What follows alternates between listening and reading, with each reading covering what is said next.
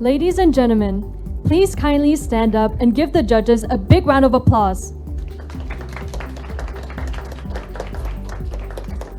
Welcome, judges. Ladies and gentlemen, before we officially start the event, may we invite Kun Giorgio Gamba, the Chief Executive Officer of HSBC Thailand, to formally commence the event. Commenced? No, kidding. Thank you to all the judges for being here on a Saturday and making the time for this very important event in our calendar here at HSBC Thailand. Thank you also to the MUIC and the Case Club for all the super hard work that you've been doing over the last week. It's been five, I guess, hectic days, 24 teams, lots of participants, lots of great ideas, lots of hard work and stress, but it's all worth it. And I'm looking out and I'm seeing 2 years ago a winner, last year the president of the Case Club, this year someone who works as an analyst at Minor. So it's proof right there that the HSBC Business Case Competition adds tremendous value to the graduate experience and to preparing oneself for life in the real world. And I'm sure every day at Minor is less challenging potentially than when you were here to do the business case competition. I also look at one of the judges, and I didn't know this until about 10 minutes ago, but Kun Thanachot here, in a previous iteration of the HSBC business case competition, it was called the business plan competition. He participated in it 16 years ago, and now he's here at the front as a judge for the new version of the HSBC competition. And I think all you need to know about how important and how successful and why we're so focused and privileged to be the sponsors of this competition is all in those two anecdotes and examples. Happy to say, 10th year that we're running this. I think it's now officially the largest business case competition in the world, this Asian HSBC business case competition. So I'm not going to keep talking. I want to hear the cases. I'm very, very happy. The judges are here. Kun Krista's got the spot representing HSBC as a judge, so I can just sit back and enjoy. Thank you very much. Let's get started. Thank you very much. What a great way to officially start the event. So good morning, ladies and gentlemen. A very warm welcome and thank you for being present here today.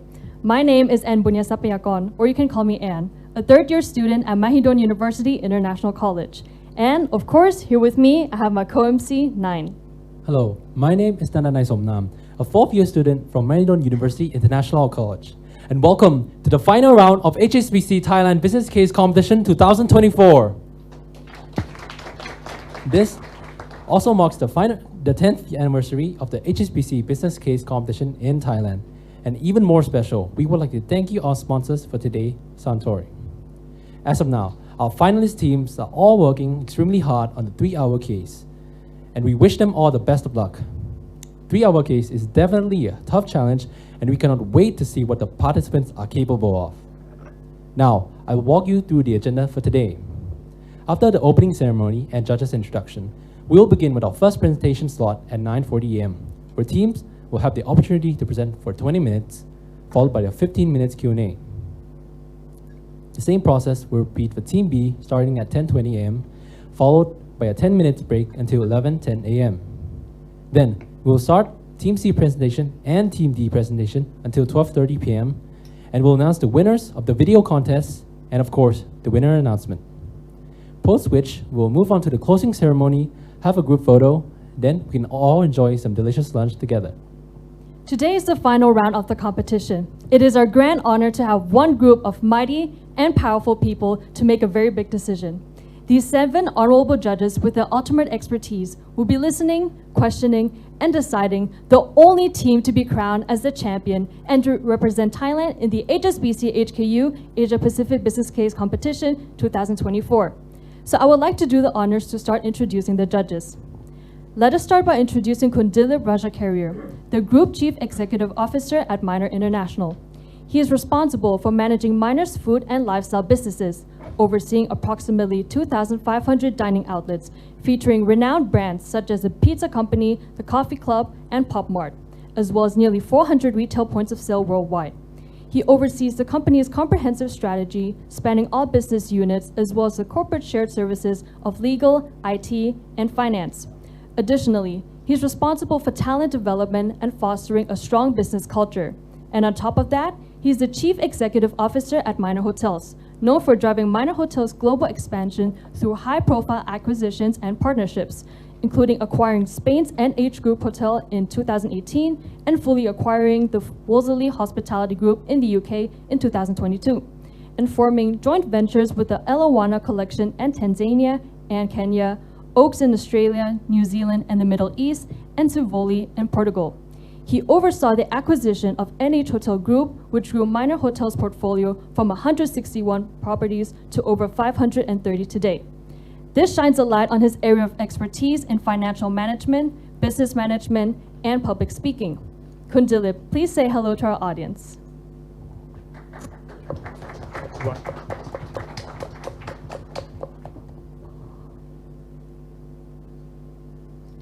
And I would like to introduce our second judge, and we have, excuse me. Would you like to share some words with our audience? Oh, sorry. Hi, everyone. I think it's great to be here and looking forward to a fierce competition today and picking the best of the best. I think it's nice to see HSBC fostering what we call talent development or the future talent as well. So it's great to be here and thank you. Thank you very much, Kun Dilip, for your encouraging words. Apologize for the interruption just now. So I would like to introduce our second judge we have here today, which is Kun Nawin Intrasombat. He's the head of investment office at TMB Thanachart Bank Public Company Limited. He also served as the executive vice president and chief investment officer at Kasikorn Asset Management Company Limited. He's responsible for all offshore strategies, including equity, fixed income, multi-assets, and alternatives. He also managed assets for mutual funds, private, individual corporate fund, and provident fund businesses. He also oversees corporate strategy and product strategy teams. And his areas of expertise is equity, debt, alternative investment. Kun Nawin, please say hello to our audience.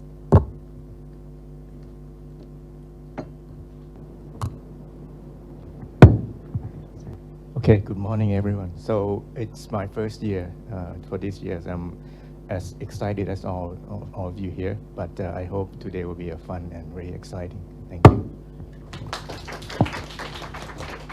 Thank you, Kun Nawin. Next, for our third judge, let us welcome Kun Stephen Ashworth, the Managing Director of Thailand and Southeast Asia Hutchison Ports since 2017. Hutchison Ports is the ports and related services division of Hong Kong-listed CK Hutchison Holdings Limited.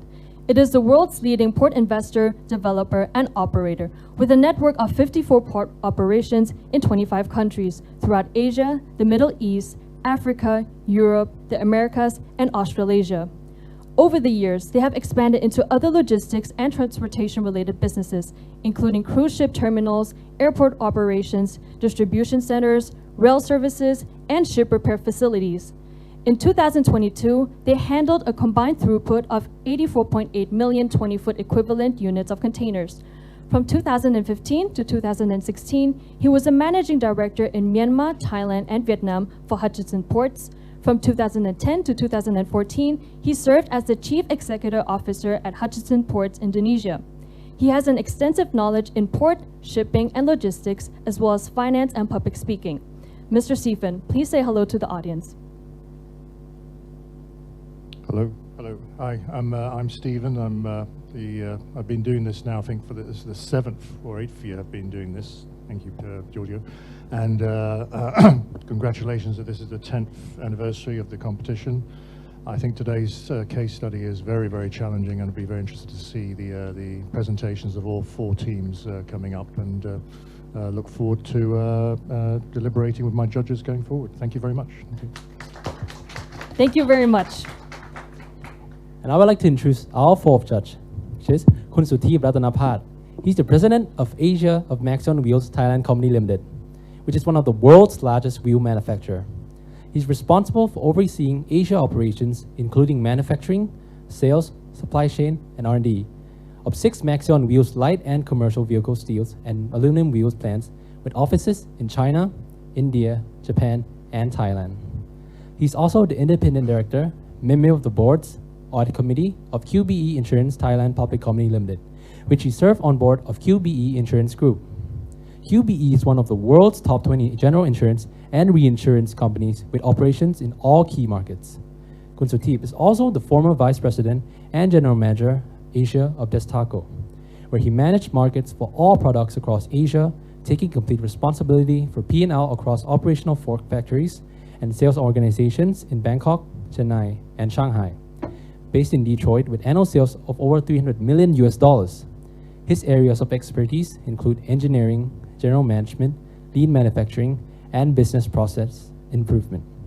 Kun Sutip, please say hello to our audience. Thank you, Kun Sutip.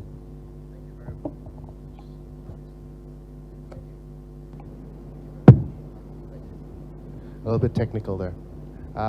First of all, thank you very much. This is my second year being invited here, so thank you for that invitation. I probably didn't do too bad last time since you got me back. So I'm very excited. In fact, this is one of the most exciting times in April for me, March, May, April timeframe, because I really look forward to this. What it does is it energizes me a lot when I look around and I see the upcoming talent that we see in Thailand, which is something that I worry a lot about. And when I see this level of competition, it really makes me feel really good. So thank you very much. And I think all of you who are here today are already winners just for the fact of being here today. So thank you very much and good luck. Look forward to seeing your case presentations. Thank you, Kun Sutip.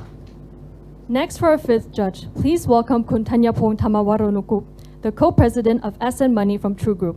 He is responsible for True Money's financial products in Thailand and True Money business in 5 other countries in Southeast Asia, including Cambodia, Myanmar, Philippines, Vietnam, and Indonesia. His extensive experience in the financial industry for over 15 years has led him to being appointed to various senior executive positions in leading financial institutions. One of that being a senior executive vice president and head of retail business and network group of Krung Thai Bank Public Company Limited in 2013. In this, he was responsible for all retail customer products, such as saving, investment, personal accident insurances, mortgage, and personal loans. Another position being the first executive vice president of the Bank of Ayutthaya Public Company Limited, where he oversaw customer analytics and pricing.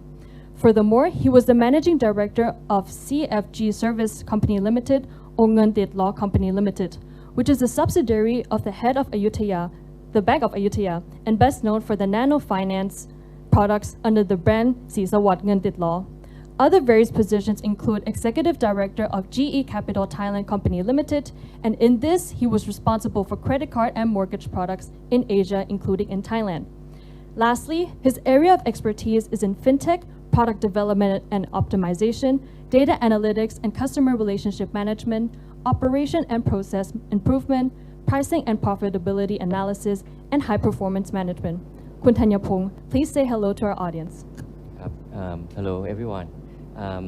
Probably next time we should make it shorter. It's my 3rd year, I've got invited to be a judge here, and every year that I come, it's really energized me. I've seen a lot of quality, of the presentation, the content that are being put in, the output that the team put together. It's really impressive. So it's always, I always, like to come to this event. I feel not just being a judge, but I also learn a lot, from this event. I think that the topic today is somewhat related to what we are doing in our company, True Money. We are, digital-based platform. So hopefully, I can contribute, to some of that. But really look forward to the presentation of every team today. Thank you. Thank you very much. Next up, for our next judge, let us welcome Kun Thanachot Rangsitthiwat. He's the President and Director at FFC Asset Management Public Company Limited. He has an experience as serving as the Deputy Managing Director at Bound and Beyond Public Company Limited, Executive Vice President, Investment Division at Country Group Holdings Public Company Limited. He also served as the Vice President of Standard Chartered Bank Thailand Public Company Limited and Vice President of CIMB Thai Bank Public Company Limited. And he's also being the board member of other countries such as PI Securities Public Company Limited, Cryptomine Asset Company Limited, and Marquee Capitals Company Limited. His areas of expertise is in capital markets, investment, and strategy. Kun Thanachot, please kindly greet our audience. สวัสดีครับ I'm honored to be here and thinking about back then 16 years ago I was in the shoes of one of the teams and would be very excited to come on stage and to present to all the judges. I think at that time I really learned a lot because I received comments from judges from diverse of experience, and I think this would help benefit in the long run of all the team members to participate in this competition, and I really look forward for the top performance of all the teams. Thank you. Next, please welcome Kun Grisada Patsalun, the Managing Director and Country Head of Wholesale Banking at HSBC Thailand. He has obtained his bachelor and master's degree in economics from Chulalongkorn University, as well as master's in finance from University of Manchester in the United Kingdom. He has experience in a variety of different positions, including head of commercial banking at HSBC Thailand, head of multinational corporation at Australia and New Zealand Banking Group Limited, director of corporate and institutional banking at Australia and New Zealand Banking Group Limited, senior vice president and team head in global ranking at HSBC Thailand, and vice president in corporate banking at HSBC Thailand. His area of expertise is in commercial banking, credit risk and analysis, financial risk, investment banking, corporate finance, trade finance, and portfolio management. Kun Grisada, please say hello to our audience. Hi, good morning, everyone. I'm glad to be back here, in this room, after long absence. But, over the past 3 years, I have been judging this case afar from Hong Kong in the final round. So basically, I hope to be able to make, a valuable contribution for the selection of the best team who will be flying Thai flag in Hong Kong in the final round. Thank you. Thank you very much.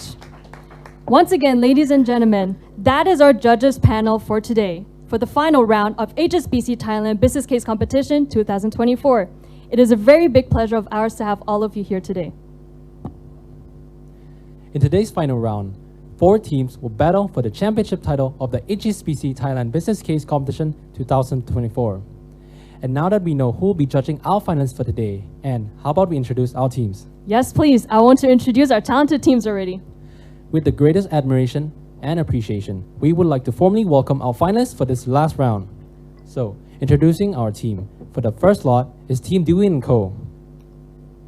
For the second slot, we have Team Vortex. And the third slot is 11 AM Consulting. And for slot 4, we have Team Daydream Consulting. To avoid any disturbances, we will advise audiences not to move in and out of the room while the teams are in the middle of their presentation. Now it's time for the slot 1 presentation.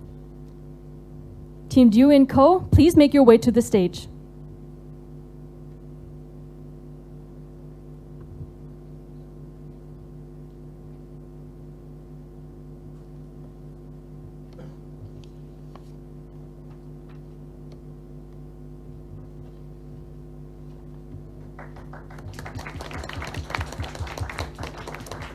Teams, you have been handed over the microphone and clicker, so please give it a try. Testing the mic right now. Everyone at the back can hear me? Test, can you hear me? Okay. Okay, please be reminded to listen to the rules and regulations carefully. You have 20 minutes to present and 15 minutes for Q&A session. Teams, our timekeeper will raise the time board when you have 10 minutes, 5 minutes, and 1 minute left. And when the time is up, you will hear the bell ring. Teams, you may begin whenever you're ready.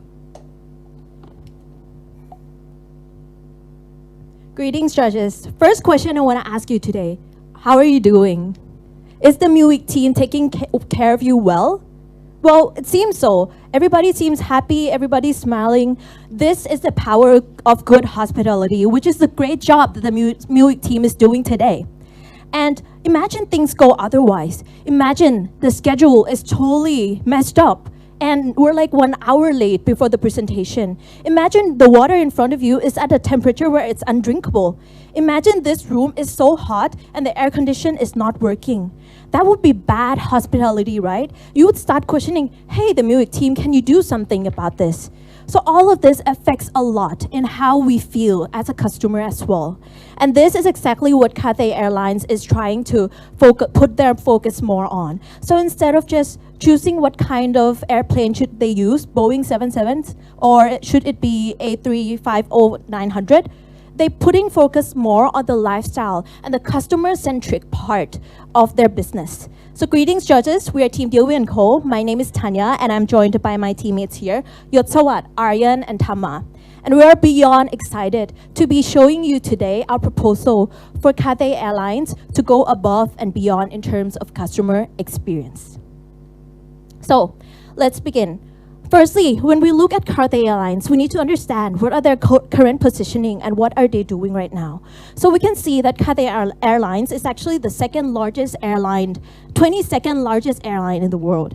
And they have only international flights. And they also have their way of working is they emphasize on the design thinking process. What this means is that they start from looking at the pain points of the customer, then they derive from then into a solution that can further help increase and improve satisfaction of the customers. They then test that process, test that product that they launched, and so they have a great feedback loop where they can further use that data to implement new solutions. So that is their way of working right now. The implication here is that if we want to implement new solutions for them, we should also start with the pain point. And because there are international flights only, common pain points that we find in airlines, that is delays and flight cancellations, is crucial because it's international flights only, meaning there's a lot of transits.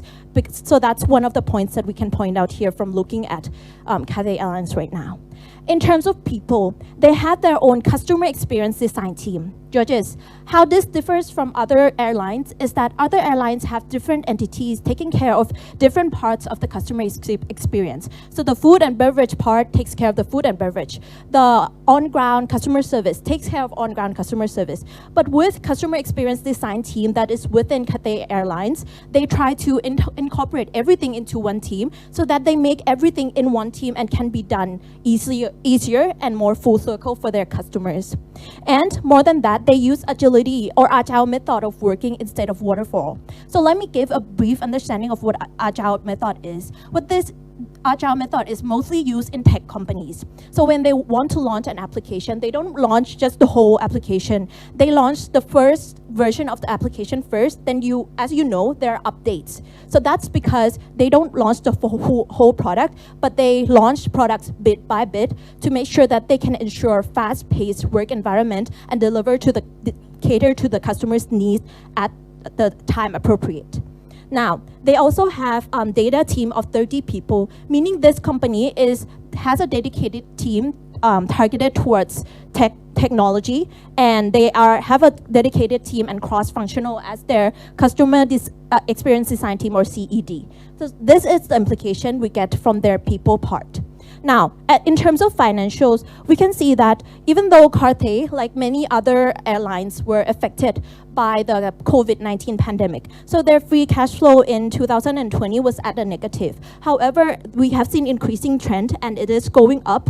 In 2022, they maintain 2021 and 2022, they maintain a positive cash flow. So this means that we have enough financial resource to implement the strategies that we need.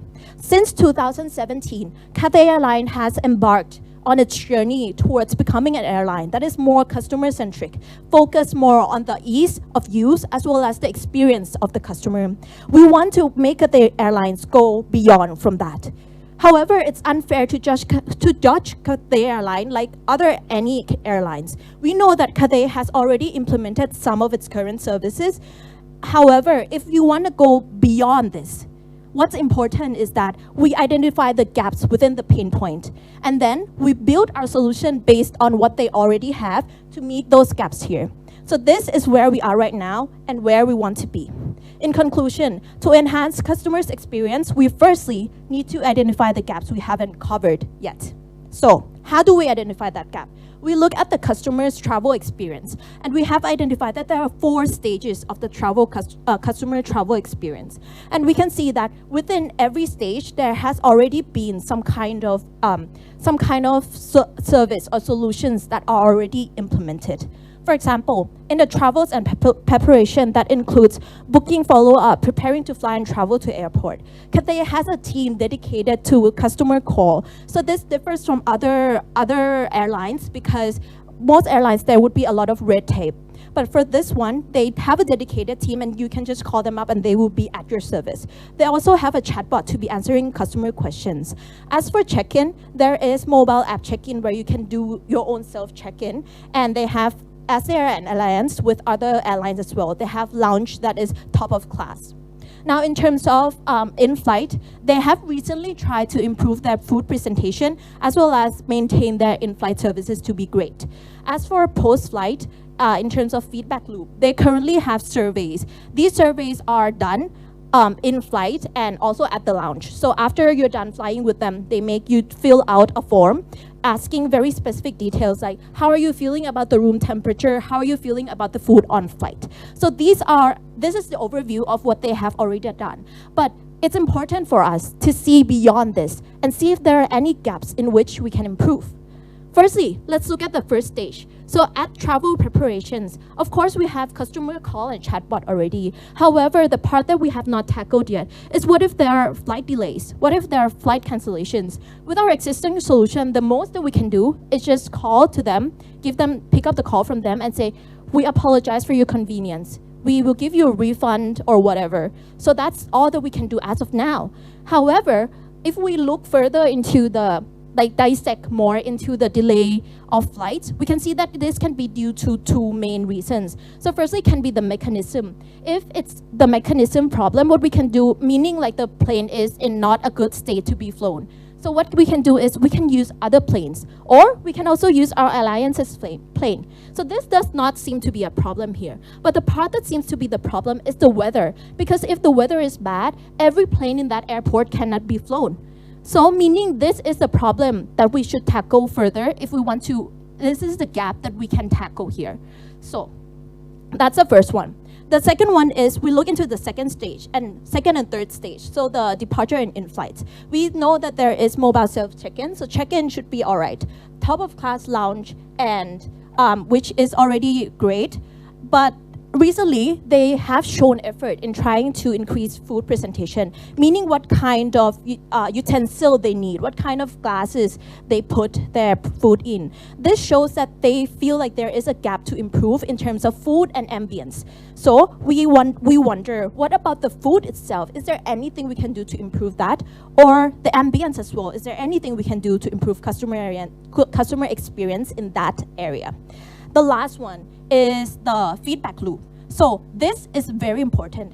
This survey here is where we can obtain the data that help us empathize with the customers more. So we use this data here to enhance each stage and each solutions that we have to see whether there is gap in anything. So this is crucially important.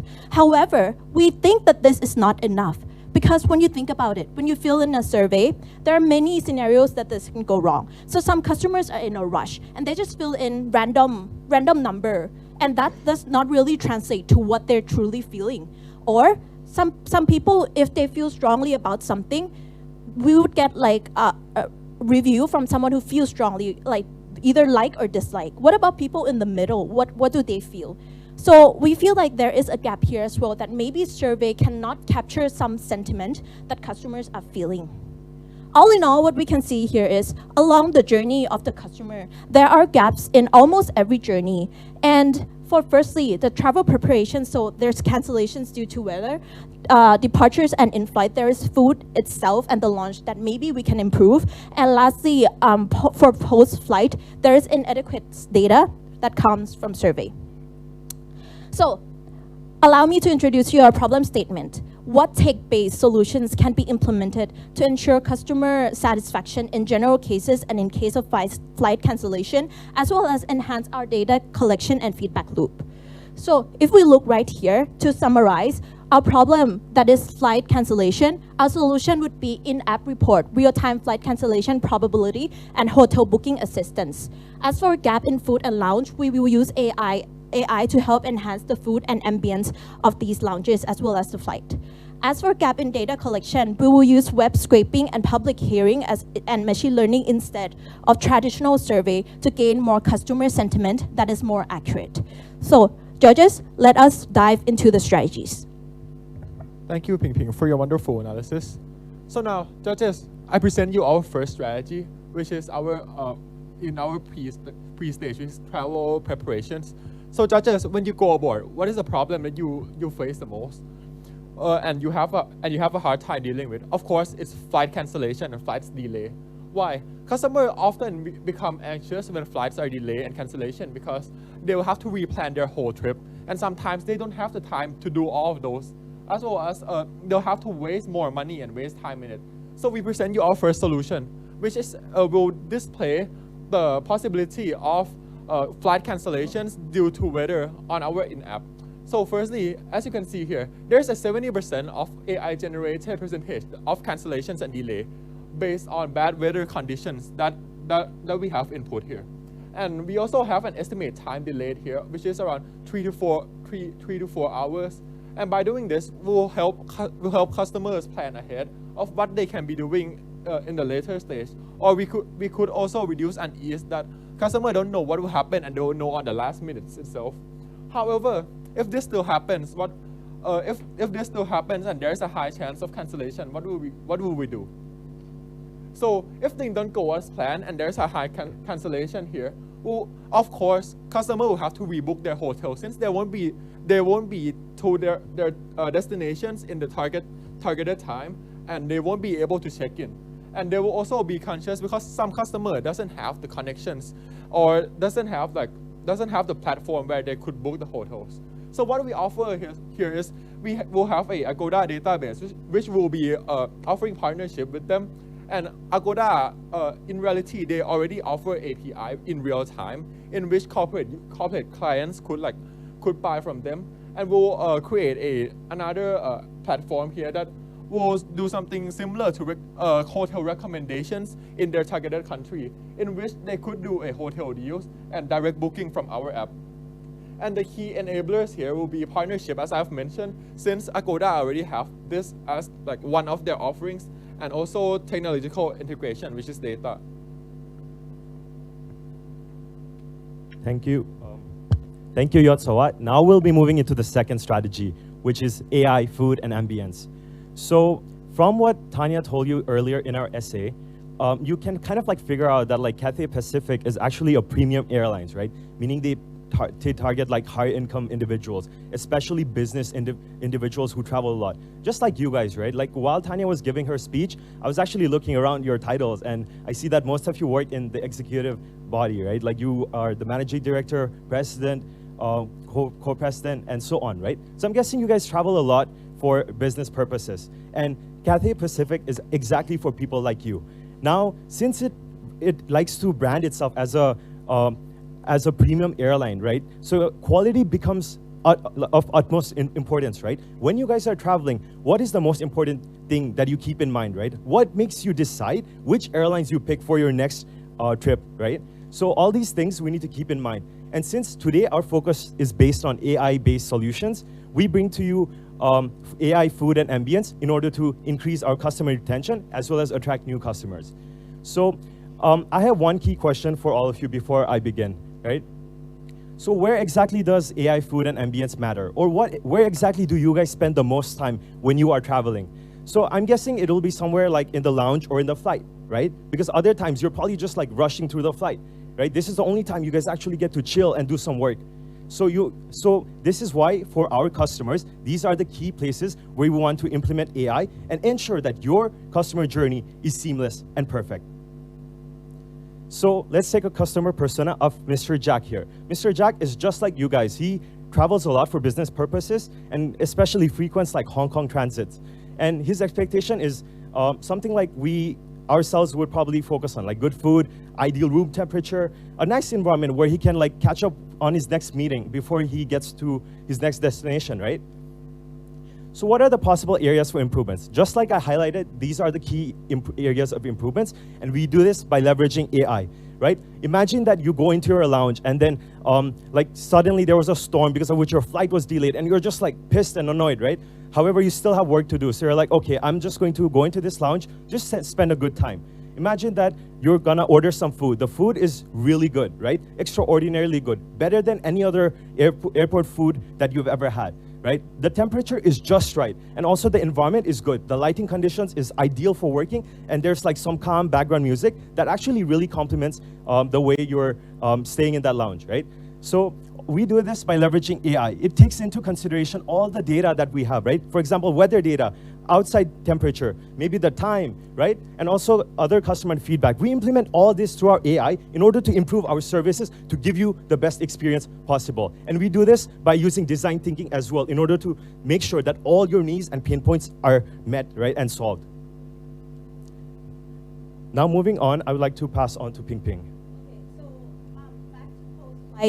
Post-flight survey. As we mentioned before, this might not be enough for us to get the data that we needed. So this is the experience that customers are facing. You have to fill in this survey, and when you're on a rush trying to transit, you don't have time to fill up. So sometimes you fill up wrong or mistakenly just random details here, and this would happen and affect our evaluation of our existing solution. So there is friction here that the choices are inefficient for customer feedback, as well as there's long and elaborated answers to require much effort. So however, we want to emphasize that we're not replacing this completely. We're still going to have this, but we're going to have additional data collection. And that is enhancing the customer feedback system through using web scraping. So what web scraping or AI public hearing actually is that there is a machine learning model where you can just go into the social media, whether it be TikTok, Facebook, or Twitter,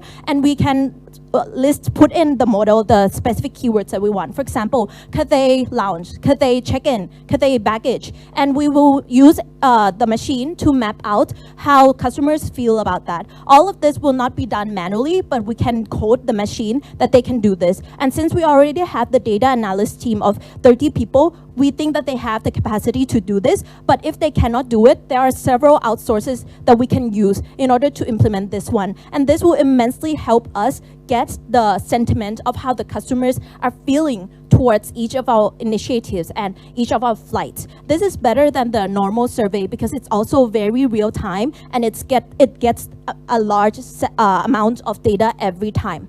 So with the use of web scraping and AI, we will be able to obtain valuable customer sentiment and feedback.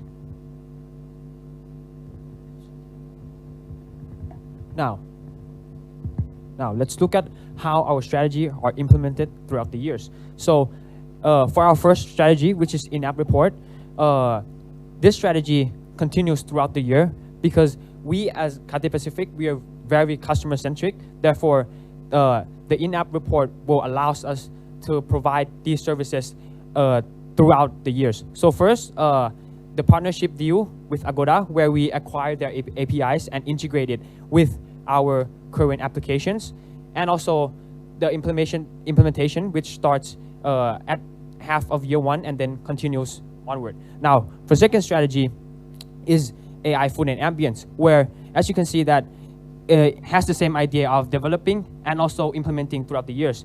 For data supply, for data scraping and also public hearing, we will also continue throughout the years as we collect feedback from social medias. Now, for our finances, the cost drivers include, for the first strategy, $2.85 million in Hong Kong dollars. Strategy 2, $1.08 million, and strategy 3, $1.08 million. And that accounts to the total of $5.01 million. Yep, and just to quickly summarize these figures, since we had very limited data to work with, there have been a lot of assumptions. Just the point of this is to illustrate how all this cost is really insignificant when we covered compare it to the change in revenue. And this change in revenue is just calculated based on the average revenue growth, looking at the last 2 years. And thank you so much. We believe digital innovation and technology is the future, and we need to invest today. Thank you, team. Your presentation time is now over. We will proceed with the Q&A session. Judges, you have 15 minutes for Q&A.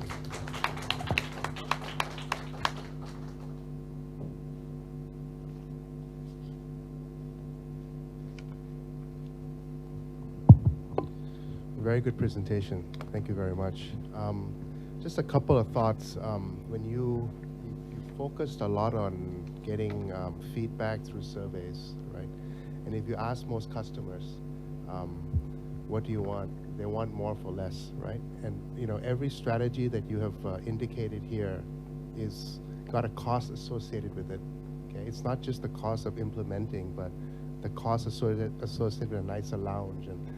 But many people aren't willing to pay, right? So how does that affect your bottom line of the performance? If you start to listen more to the customer, how do you balance that between what you're doing for the customer versus increasing the incremental cost to support that requirement?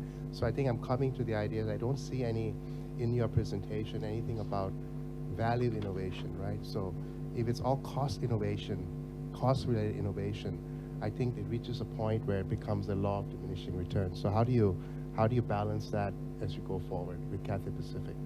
Yeah. Thank you for your question. If I understand your question correctly, you're asking how we balance the diminishing costs with our increasing performance, right? Increasing cost. Against. Because you keep adding features and benefits to your airline, right? I mean, you keep adding better lounges and better airlines, but how do you make sure that you're at the same time looking at innovation, not just by increasing costs, but other innovations? How is AI going to help you with that? I don't see that aspect of it yet. I see.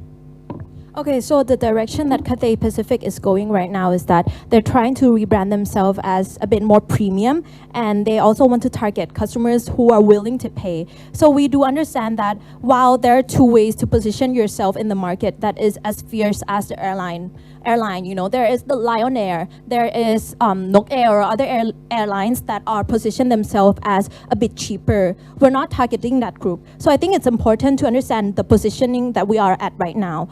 And so with the positioning that we are at, so we're targeting more premium customers, or customers who are willing to pay more in itself. However, we're not looking at the current situation and just implement whatever. We're trying to look at their financial position, and we do see that they have the cash flow to implement. And with their 3-year transformation plan, we believe that they have already set aside the budget to help with this. In terms of how this can actually help increase customers, as we mentioned before, we're targeting premium customers, and it does not mean that there is no competition in that. There are other airlines as well who are trying to target premium customers as well. So imagine that all the airlines have the same quality of service. All the air hostess smiles nicely, help you carry the luggage, and you also have the lounge. Then we will be the same as everyone else. Or you will still be affected by flight cancellations, for example. Just think about it roughly, like if I say around I think, okay, if quantitatively, let's say one plane has 300 people, right? Benchmarking on how normal planes that fly internationally is. Let's say it flies 2 times a day, just 2 times a day. So 700, and say 10% of these flights get canceled. So that's already 70%, 70 out of 700. So if we can just use our solutions to help our customers, that is that 10% that gets canceled, to feel more satisfied and get their hotel, they get to plan because they see our weather prediction and they have the hotel for them and they feel satisfied. That's already 10% that we can sustain and retain. So I think that will help us in terms of differentiating from customers to acquire more premium customer, as well as retain the existing customer due to these unprecedented circumstances as well. Also, just to quickly add on, it seemed like your question kind of hinted at why we didn't opt for non-cost changes, right? So the reason we didn't do that is because they already implemented a lot of like non-cost structural changes. For example, like Tanya at the start talked in essay about how they've already adopted like technology, like machine learning. They have their own like data science team. They have their own, like they've already adopted agile methodologies as well as design thinking in their like processes. So right now it seems like they're at a stage where adding technology does have like maybe at least like increasing returns, in my opinion. Yep. I hope that answers your question. So, thank you. I think the presentation is great. I think you are trying to go into detail how actually design thinking would help, improving the customer experience. But there are three questions, from the case study. I don't know whether you actually address all of them. Like the first question, how could design thinking continue to help Cathay Pacific cope with industry changes and unforeseeable changes? What are the industry changes that you're seeing? Thank you for your question. So to answer that, I believe it's two-part question. Right? One is what are the industry changes? And second is that how did we exactly answer the first question, which is linked to design thinking? Do I understand it correctly? Yeah, I think, because the case asks, how would the design thinking help Cathay Pacific cope with industry changes? Okay, to answer that, I'll be answering in two parts. I'll be answering the first part, which is how we incorporate design thinking into our processes. Then I'll be moving on, I'll be passing the mic to Tanya so that she can tell you more on what those challenges are.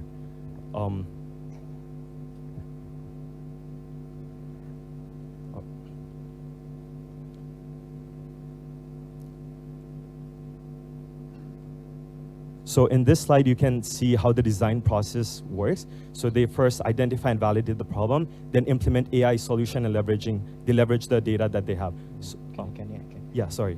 What do you define as the changes in industry, the key changes in airline industry? Okay. Let's say in the next 3 years. Okay, thank you for that. That was the second part that I was getting to. Tanya, can you please answer that? Sure. I think in the post-pandemic world, since the travel industry is booming back again, many airlines are trying to find a place in the industry that is growing right now. So that's why we think that one of the main changes right now is that more airlines are going to try to position themselves as unique, or they try to enter more in the premium sector, because they can fly internationally, as opposed to before when they were maybe limited to only domestic flights. But I think with now the airline industry is booming, it's coming back again, and traveling is coming back again as well. So I think maybe we're going to be facing with more competitors in this industry, which is why the challenge here, which is important, is that how do we try to differentiate ourselves from our customers? We see that as the main problem here, and so we want to remain our position, and because of that, we integrate that with design thinking. We look at this from the perspective of if we were consultants and we get to work with this airline and they're already using design thinking solution, which is why with every strategy that we recommend them, we put ourselves in their shoes and we use design thinking to come up with these solutions. So if we were to actually implement this, and if we were to actually be working with them, this is exactly how design thinking will help their airlines. Okay, and yes, part of their business. So greetings, judges. We are Team Dilwi & Co. My name is Tanya, and I'm joined by my teammates here, Yotsawat, Aryan, and Tama. And we are beyond excited to be showing you today our proposal for Cathay Airlines to go above and beyond in terms of customer experience. So let's begin. Firstly, when we look at Cathay Airlines, we need to understand what are their current positioning and what are they doing right now. So we can see that Cathay Airlines is actually the 22nd largest airline in the world. And they have only international flights. And they also have their way of working is they emphasize on the design thinking process. What this means is that they start from looking at the pain points of the customer, then they derive from then into a solution that can further help increase and improve satisfaction of the customers, they then test that process, test that product that they launched, and so they have a great feedback loop where they can further use that data to implement new solutions. So that is their way of working right now. The implication here is that if we want to implement new solutions for them, we should also start with the pain point. And because there are international flights only, common pain points that we find in airlines, that is delays and flight cancellations, is crucial because it's international flights only, meaning there's a lot of transits. So that's one of the points that we can point out here from looking at Cathay Airlines right now. In terms of people, they have their own customer experience design team. Judges, how this differs from other airlines is that other airlines have different entities taking care of different parts of the customer experience. So the food and beverage part takes care of the food and beverage. The on-ground customer service takes care of on-ground customer service. But with customer experience design team that is within Cathay Airlines, they try to incorporate everything into one team so that they make everything in one team and can be done easier and more full circle for their customers. And more than that, they use agility or agile method of working instead of waterfall. So let me give a brief understanding of what agile method is. What this agile method is mostly used in tech companies. So when they want to launch an application, they don't launch just the whole application. They launch the first version of the application first, then as you know, there are updates. So that's because they don't launch the whole product, but they launch products bit by bit to make sure that they can ensure fast-paced work environment and cater to the customer's needs at the time appropriate. Now, they also have data team of 30 people, meaning this company has a dedicated team targeted towards technology, and they have a dedicated team and cross-functional as their customer experience design team, or CED. So this is the implication we get from their people part. Now, in terms of financials, we can see that even though Cathay, like many other airlines, were affected by the COVID-19 pandemic, so their free cash flow in 2020 was at a negative. However, we have seen increasing trend, and it is going up. In 2022, they maintain 2021 and 2022, they maintain a positive cash flow. So this means that we have enough financial resource to implement the strategies that we need. Since 2017, Cathay Airlines has embarked on its journey towards becoming an airline that is more customer-centric, focused more on the ease of use as well as the experience of the customer. We want to make Cathay Airlines go beyond from that.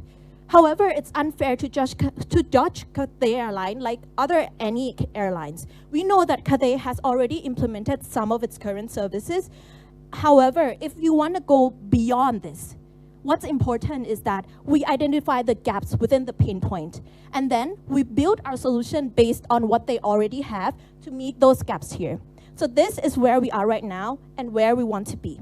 In conclusion, to enhance customers' experience, we firstly need to identify the gaps we haven't covered yet.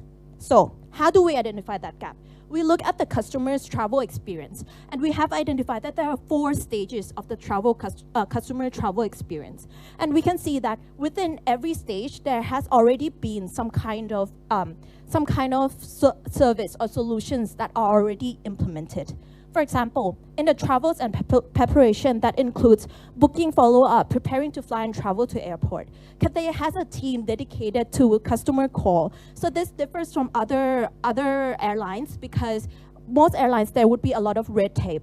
But for this one, they have a dedicated team and you can just call them up and they will be at your service. They also have a chatbot to be answering customer questions. As for check-in, there is mobile app check-in where you can do your own self-check-in, and they have, as they are an alliance with other airlines as well, they have lounge that is top of class. Now in terms of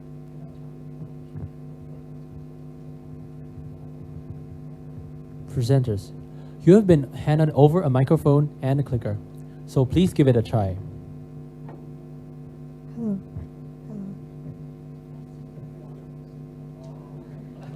Hello.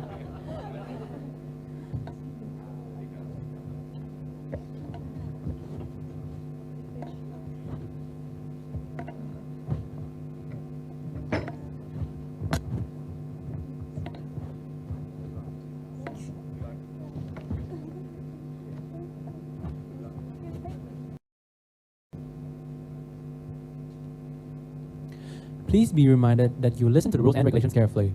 You have 20 minutes to present your ideas and 15 minutes for Q&A. Teams, our timekeeper will raise the time board when you have 10 minutes, 5 minutes, and 1 minute left.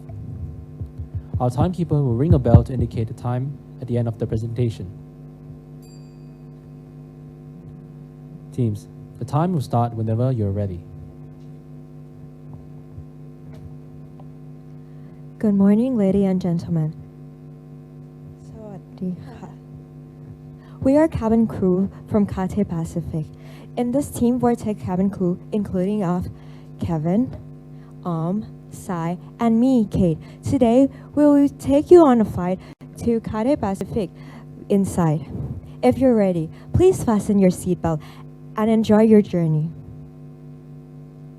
Now, first off, let's analyze Cathay Pacific. What are the main problems? What are the keys? Our main goal is to expand Cathay Pacific premium experience to everyone, customer, and also to companies. For customer, how can a company involve new technology and also help the environment ESG into it? Moreover, for company, we want to give employees the same experience and the taste of premium experience that every customer receive. We're not talking only about the external factor, we're talking about their feelings as well. The premium experience of how are they gonna feel like they belong into the company as well. Now, please take us through the company overview. So let's take a journey with the first of a company overview. Cathay Pacific is the 22nd largest airline by value in the last years. Founded in Hong Kong in 1946, and they was the founding member of the One World Alliance that has more than 900 destinations all around the world.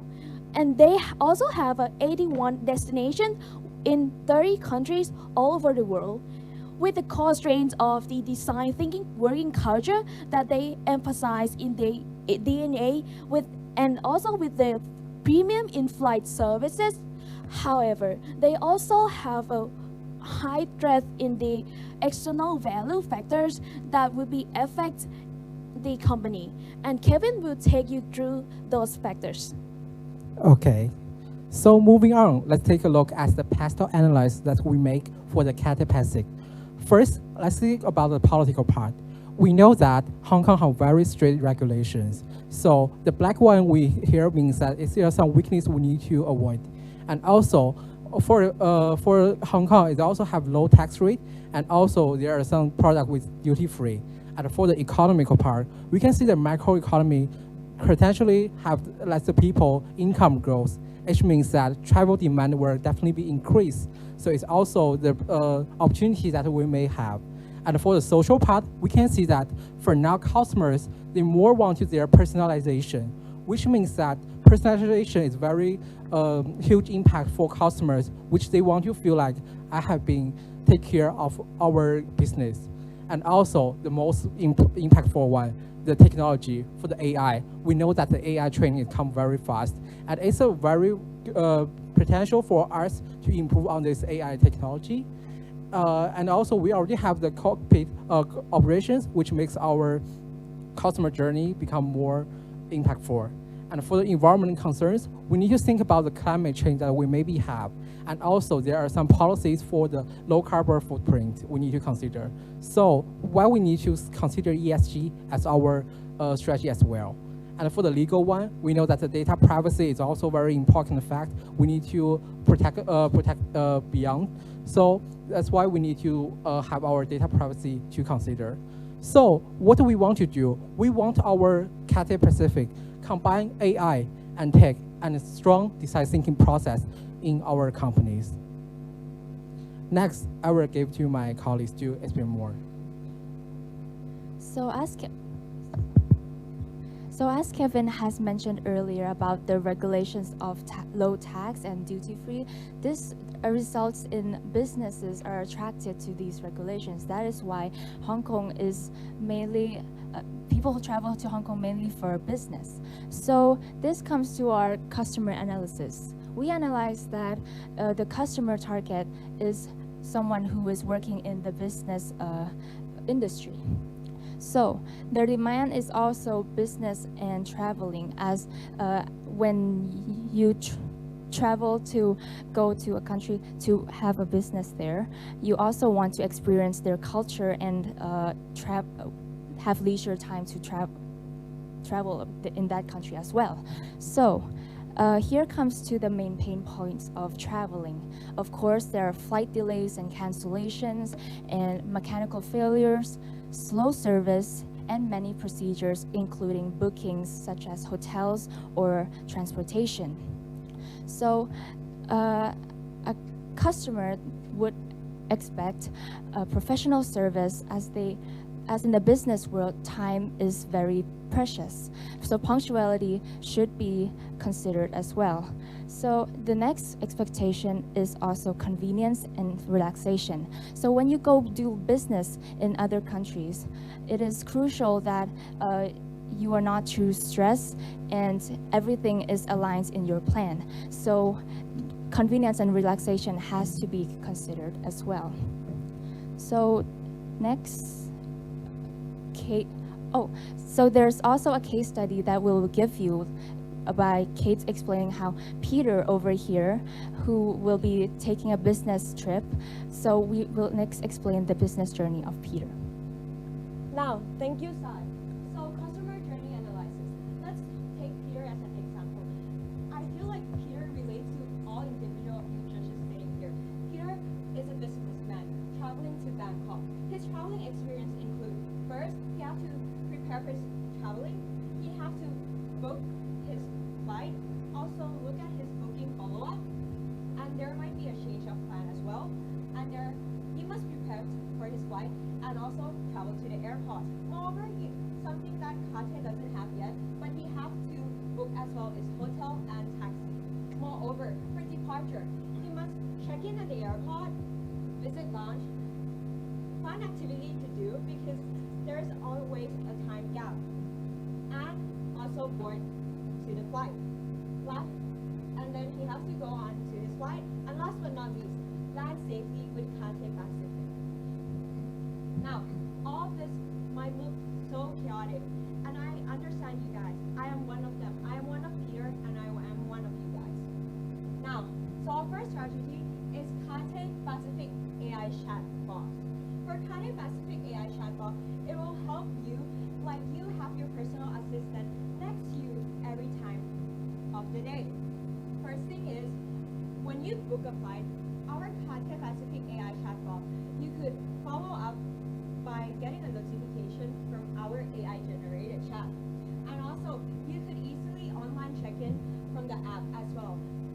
You don't have to go onto the website to try and check in. Next, if there's a chain of plan, not only for the customer, but also for Cathay Pacific, because there are many alternative things such as storms, and you don't have to waste your time going to the airport. I know sometimes you businessman, it's so hard to check your Gmail because there are a lot of in your inbox. Why not get a notification straight to your phone? Getting many and then you don't have to waste time going to the airport or waste the carbon dioxide of driving there as well. Next, for example, if you're a Peter, then you don't know where your gate is because, for example, Suvarnabhumi, they always change your gate all the time. You can simply search in the chat, flight AB112 gate, and the AI would generate an answer for you. Gate B3 boarding at 11 a.m. So you know where and when you have to be. Very simple. And also, because Peter's a businessman, he definitely have to travel with luxuries. He will travel where is Cathay Pacific Lounge at Suvarnabhumi, and the AI will simply generate the answer for you. We don't have to waste our people as well, so our people could go and do something else. This is using technology to help. Next thing is order booking. We think that Cathay could create a super app, an app where everything is in one. We could have hotel booking and taxi booking. If only Kate explored partnership with companies such as Agoda or Uber. Now, let's bring back Mr. Peter. Now, this time, Mr. Peter is traveling to Hong Kong for business. He's traveling in business class, obviously, and he's traveling alone. His flight is at 10 a.m. However, Mr. Peter woke up late. He started panicking. But then, there's a Cathay Pacific all-in-one app. All he has to do is just press the app, and now he can go up and type need to change flight, find the closest available flight. And of course, we also consider Cathay Pacific as well. We could find closest available flight with free space and under regulation, because so that Cathay Pacific doesn't have to worry about people taking advantage of them as well. As you can see, there's a 10:40 a.m. one seat and 11 a.m. two seat. And because he's late and he might miss his flight, also he might need to book more hotel. He could all do it in one place. The Cathay Pacific app with AI generated chat.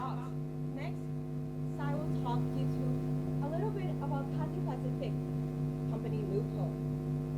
So before we get into the next strategy about the company, we need to understand its loopholes first. So we found out that Cathay has an agile approach, which is when an employee has a flexibility and ability to communicate with senior leaders easily and pitch their ideas to them. And this idea will then take into a team of cross-functional agile, which includes many sections in one group, and they will imply those ideas into their work. So, however, there's a problem that is the startup pitch presented to the senior leaders is only meted at only quarterly checkpoints per year. So we feel like this is still too little and want to improve on that. That is why we thought of this thinking process. So firstly, there is 3 times a year to meet with the senior leaders, which is, we think that is too little to actually develop the company. So because communication is the key in order to develop the business. So, and you may be wondering, how will I have time for this as like senior managers or any CEOs? So we came up with an idea of online, which increases flexibility in your work. So you may also be thinking like, oh, there's also Zoom and Line for this. Why would I need a new product or strategy? This strategy includes the utilization of AI, which will increase efficiency. So now you may be wondering what it is. It is the organization platform, Cathay Unite. Cathay Unite is a platform where employees can post their problems and information or their concerns regarding the company into this platform in order for their colleagues, which is higher or lower in status than them, to be able to reply faster. And there is also AI utilization into categorizing those information. So this will improve time management, communication, which is also formal, because when you communicate online, you may feel like it is like communicating with your peers. So if you have a platform for this, it will become more formal. The employees will also have a freedom of speech, which is a very important topic these days. So when employees who are lower in status and don't have like the ability or the courage to talk about the ideas, and especially when they have fresh ideas that they want to propose, if they don't have the courage to do this, this will then hinder the company development by increasing opportunities for the company, as other companies will already have those ideas and like already proceed with it. But if we don't apply this, we will then have to wait for every three meetings a year, which will take a long time, and those ideas will no longer be fresh. So the last advantage of this is that the AI will categorize the ideas, information, and problems, which will help the company analyze the problems or the ideas better. So next on, we'll talk about the implementation. So for the implementation timeline, since both our strategies, the AI chatbot and the Kate Unites, also adopt the technology part. So we need to begin with the research and development to ensure that all of our strategies has performed well. And next, let's move on to the risk and mitigations. So for risks and mitigations, most highest impact and possibility risks is the customer data privacy issues. So with these risks, it can be mitigated by increasing the transparencies of the data and give more knowledge of the data usage, which can be adopted through the ESG part. And then Kevin will take you through the financial part of our strategies. Okay, so let's take a look at the financial performance of Cathay for now. So we can see that for now, Cathay have the revenue growth rate about 12%, which we can see that during the from 2020 2021, it started to increase their revenue, and also we found that there is a very huge potential for them to driving their revenue growth here. And also here we come our revenue and expense graphs. We can see that if we use our strategy implementation during 2024, which will have higher impact on the expense first, but after the higher expense on the 2024, our expense will reduce less, and also the revenue for our company in 3 years will also become increased. So why our strategy feasible? We can see that the cash flow for the Cathay Pacific is also always positive. So it means that our strategy could implement very well, and also we don't worry about the cash flows that we are leaking. So that's the end of our presentation, and we think, and it's the end of our flight, and we think our flight lands safely. Thank you.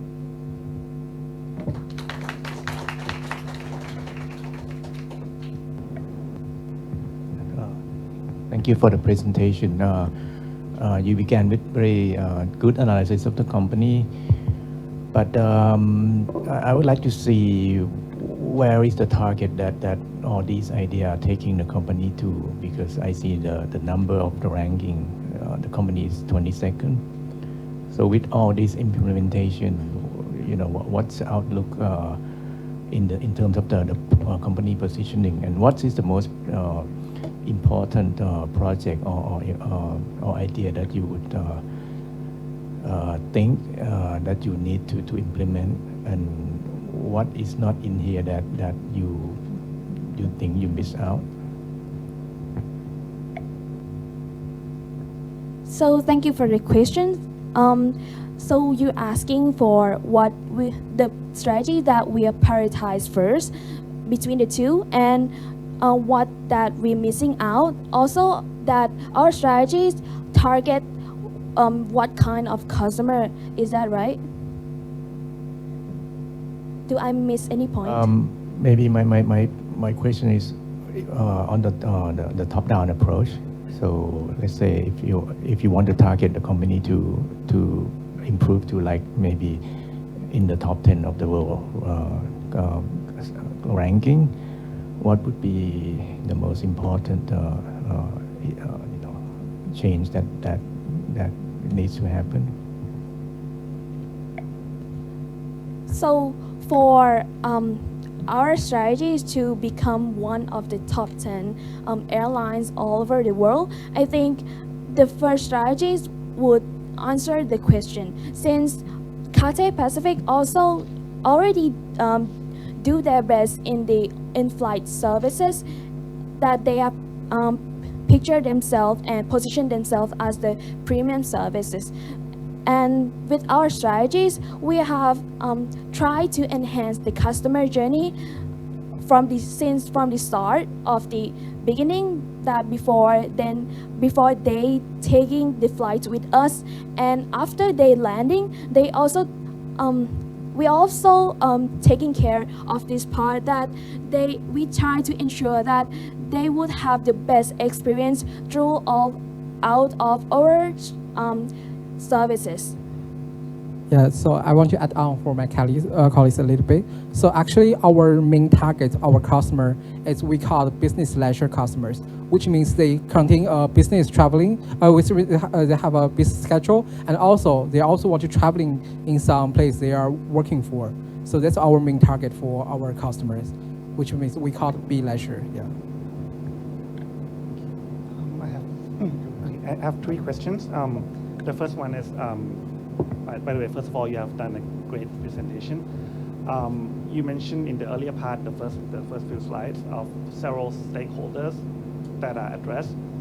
How do you think those two points that you mentioned, the chat box and the internal chat system, would address the other issues that you have raised, such as ESG, the government regulations, the climate change, or other industry change, the cockpit change that you have mentioned on your slides? Thank you for your question. So I believe you are asking about how does our strategy will solve all these problems. So let me start off with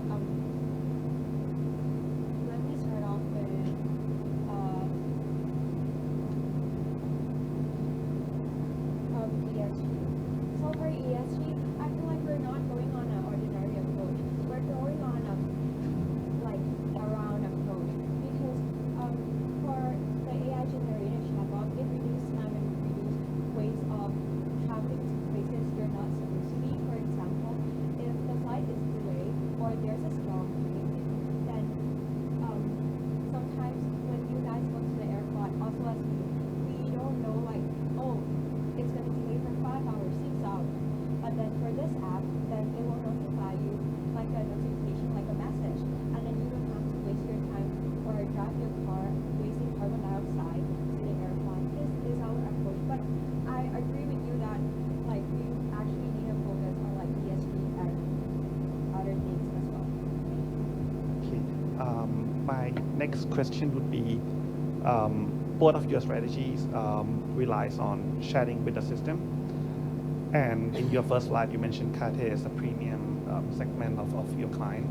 How does that personal touch be implemented in your strategy once you implement those strategies within the organizations and facing the client? Thank you for your question. I'll use a case study of my own.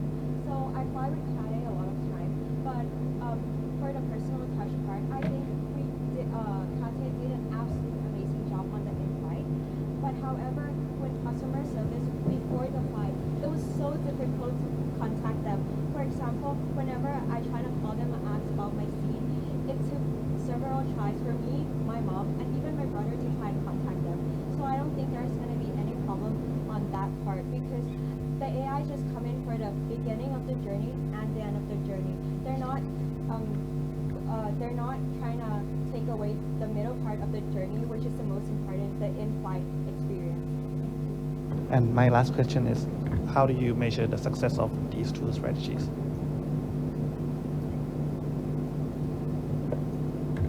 Okay, so for our first strategy, we were, you may be asked about how we're gonna successfully monitor our strategy. We're gonna use our data through from our app, the AI chat box, because we want our AI chat box to become more impact for our customer, because we always think that customer is our central thinking for our strategies. And also for our next strategy, we focus on company. We want to enhance not only the high level of the leaders, we also want our young level of their juniors, their positions, to know how our culture, design thinking culture will be, and we encourage them to be more talk with our senior leaders. So maybe we got probably we are after our strategy implementation, we'll have a survey for our employees to know like how they get feedback about this platform and what we can improve. Yeah, that's how we're gonna monitor our two strategies. To add on that, I think the company already is familiar with the design thinking. So we think that with the strategies applied, we know how the strategy will be successful by implementing the design thinking as well. So now we already have the emphasize the problem, we already have the product, the prototype. Now we can do the testing of the product, and then we can see the result if it's successful or not. Thank you, Team Vortex. I just one question. I thought the AI chat box is probably a good starting point in terms of technology, but I felt that you probably didn't address the most important part of that, and that's how you deal with the biggest pressure point for any airline, not just Cathay, is delays and cancellations of flights. I don't think the AI chat box approach, which you've mentioned, works. So did you give that more thought? You know, when customers are complaining to you physically, as opposed to where's the manager, how are you going to deal with that in that situation? Thank you so much for your question, and I completely agree with you, and I feel like AI chatbot is just the beginning for us as well. So I think for your question is you're asking that if one day the AI doesn't work and the customer is already there and they're complaining, is that your question? And how do we deal with it? I think the AI part, your solution, the AI solution for delays and cancellations is inadequate. Yeah. So how are you going to improve on that when we got a cancelled flight? Kristen and I were on a flight like that a few months ago, and you obviously have a lot of experience from what you're saying. How do you deal with that? That's the biggest pressure point for any airline, where they're going to lose market share as a result of that. Yeah, I think the most important part to deal with that is treating the customer still with our strong point is giving the premium service. So what I think we could do is after we know the flight is cancelled, we find the closest available flight for them, as shown in the chat AI. The chat AI could come in and just help generate it, like when is the next flight that is available and is under reservation. And also one thing that I think it might be risky, because I'll be honest with you, like that question hit me hard as well. That made me realize that our campaign also have a little loophole as well. So I think that one thing that we could do, but we didn't look at the cost yet, is by giving them the luxurious treatment. For example, allowing them to go to the lounge. However, I don't know if it's actually gonna work, but if you give me time and my team time, we could try and find a way to answer you. Yes. Can I add on some things? So I do agree with you that those flight cancellations mostly come from the unforeseen circumstance, like the weather conditions, and this is all the same for every airlines industry, that this unforeseen circumstance cannot be predicted in advance. And the one thing that we could do is to ensure that all of our customers has the best experience, even though they get the flight cancellations announcement. But we'll try to tackle in those problems and try to ensure that they have the best experience. And this could be the one of the differentiate thing that we have been better than our other airlines. Okay, I think one of the things is, I know you guys, thank you for your presentation, it's great. You sort of focus on Pastel, which is mostly, when I look at Pastel, it's out of your control, right? Most of the things. You can't control the political situation, you can't control the economy, you can't control the weather and all those things. It would have been good, like how would you benchmark Cathay with its ComSet or with its competitors to see what are their best practices versus what is Cathay's best practices, and cherry pick the best practices of, I don't know, Emirates, Singapore Airways, and all those, and say, okay, this is what Cathay is going to do. And I don't want to go into a chat box. Like, you know, when I get off the plane, sometimes you don't have link, you don't have the connection, whatever. It would be good where if Cathay is proactive and say, you know what, your flight is delayed, this is the new gate number and this is the new boarding time, or your luggage will arrive at this belt, or like, you know, your flight is delayed and we booked you at this thing, and there will be a customer service agent at your disposal to answer any of your queries and so on. So I think those are some of the things, like, you know, where you think it's the why and the how, which I don't know whether you've really, because you have 3 problem statements, right? One is about how do you leverage technology, one is about how do you use design thinking, and the last one is about the industry challenges. I don't know whether, you know, you've danced a lot around the external factors, but not the ones you can really control to add value to the business. And also to wait for 5 years. You know, by the time you implement your strategy in 5 years, it will be out of date, right? So because technology is moving so fast, and how do you get to market in a very agile manner pretty quick? Okay, thank you for your question. For you talking about like the, you know, like the rapid development of the tech industry, we think we need to evaluation more and also get more feedback to try to improve our AI chatbox as well. And for you talk about the physical touch, about if the flight is canceled, how we gonna improve like our customers' thinking. And so we need to.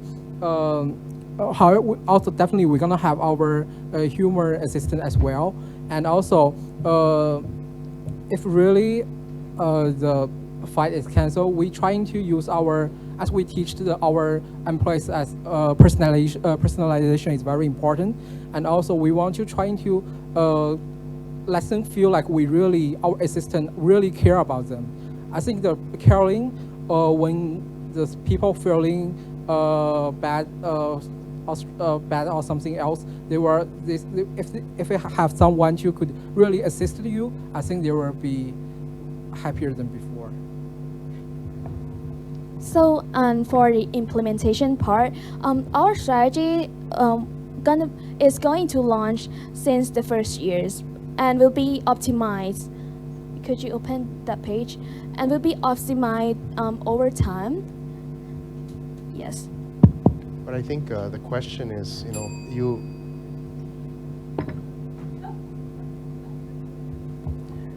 Thank you, Team Vortex. Excellent performance. All right, team. You may decide later if you wish to watch other teams' performance, as you will not be allowed to enter other teams' performance presentation during their presentation. Judges, 2 teams down and 2 teams left. But before we continue with the rest of the competition, how about we take a break until 11:15 to grab something to drink and freshen up a little bit. Our team has prepared delectable snacks for everyone outside. Judges and participants, we advise you to come back 3 minutes prior to the end of the break time. We will see you soon. Thank you.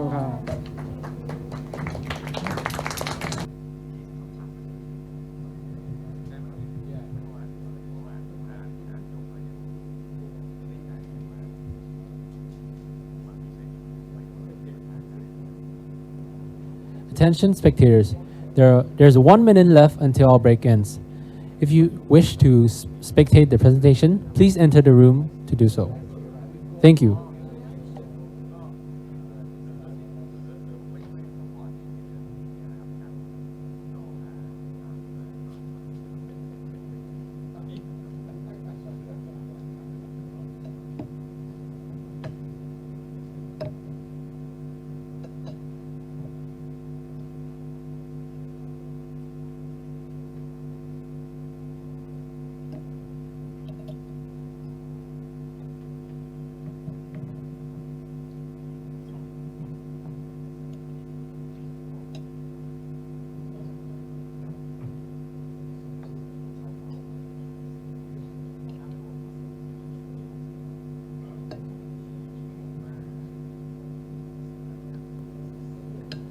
Spectators, the break is now over. We will begin our presentation soon.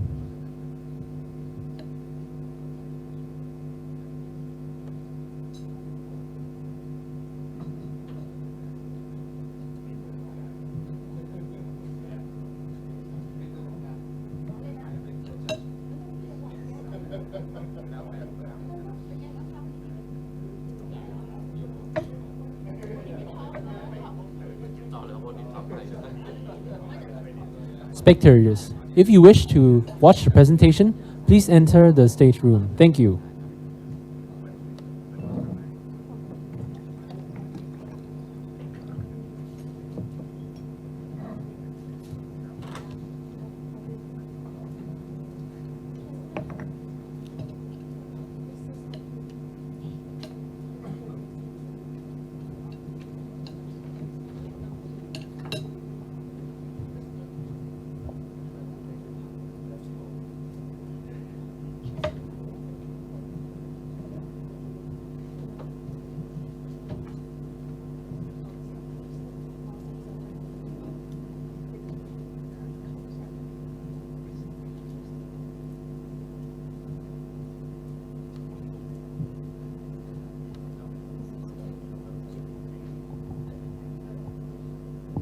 Now it's time for the Slot 3 presentation. Team 11 AM Consulting, you may enter.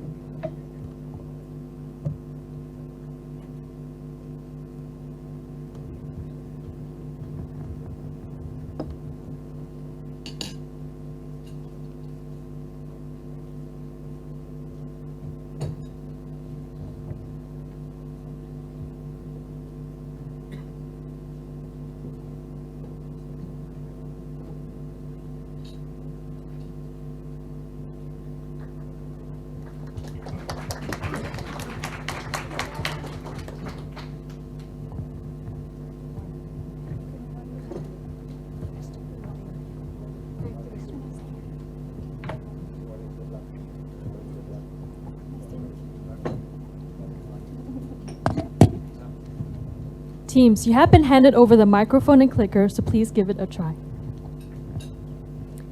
Also be reminded about the rules and regulations. You will have 20 minutes to present your ideas and 15 minutes for Q&A.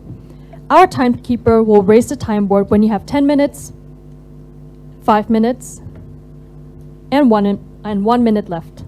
And our timekeeper will ring the bell when time's up. Teams, you may start when you're ready.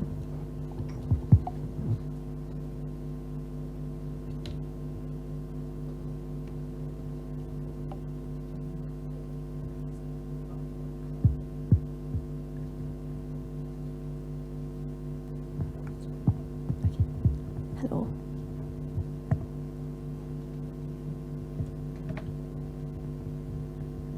In a world where technology has been introduced, many industries has now been greatly impacted by the digitalizations. However, on the other hand, there are so many industries that has been disrupted by this. The aviation industry is one of those. And today, Cathay Pacific is now stumbled upon the point that they need to make a decision of which track should the company aim for in order to reach their target goal. And we are here today to change from these threats to become your opportunity. Good morning, our honorable judges, ladies and gentlemen. We are 11 AM Consulting.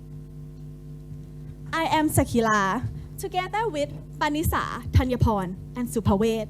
And we here today to join the journey together with Cathay Pacific to embark on the new challenge and reach their desired goal.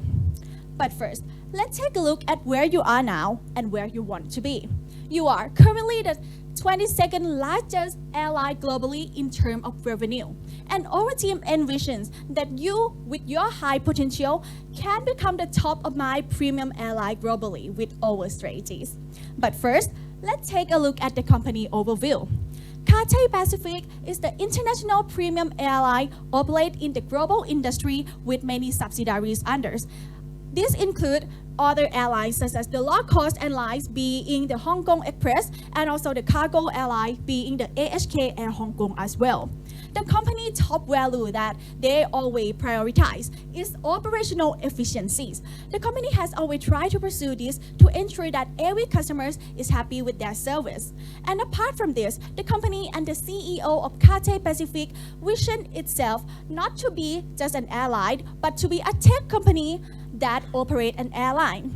So with this, now, we see that there are currently 3 challenges that the aviation industry are facing and need to be tackled as soon as possible. The first one is the airline disruptions that happen all across the industries. These come from flight delays or cancellations, which is very common in the airline industry, where weather and all unexpected challenges can happen at any time. And the second challenge is at the digitalizations, with it being accelerated from COVID-19 pandemic and also the fast-moving technology world. These are another disruption that the company needs to be aware of. All of these challenges together has now resulted in the change in customer behaviors compared to the past years that the company has been succeed doing.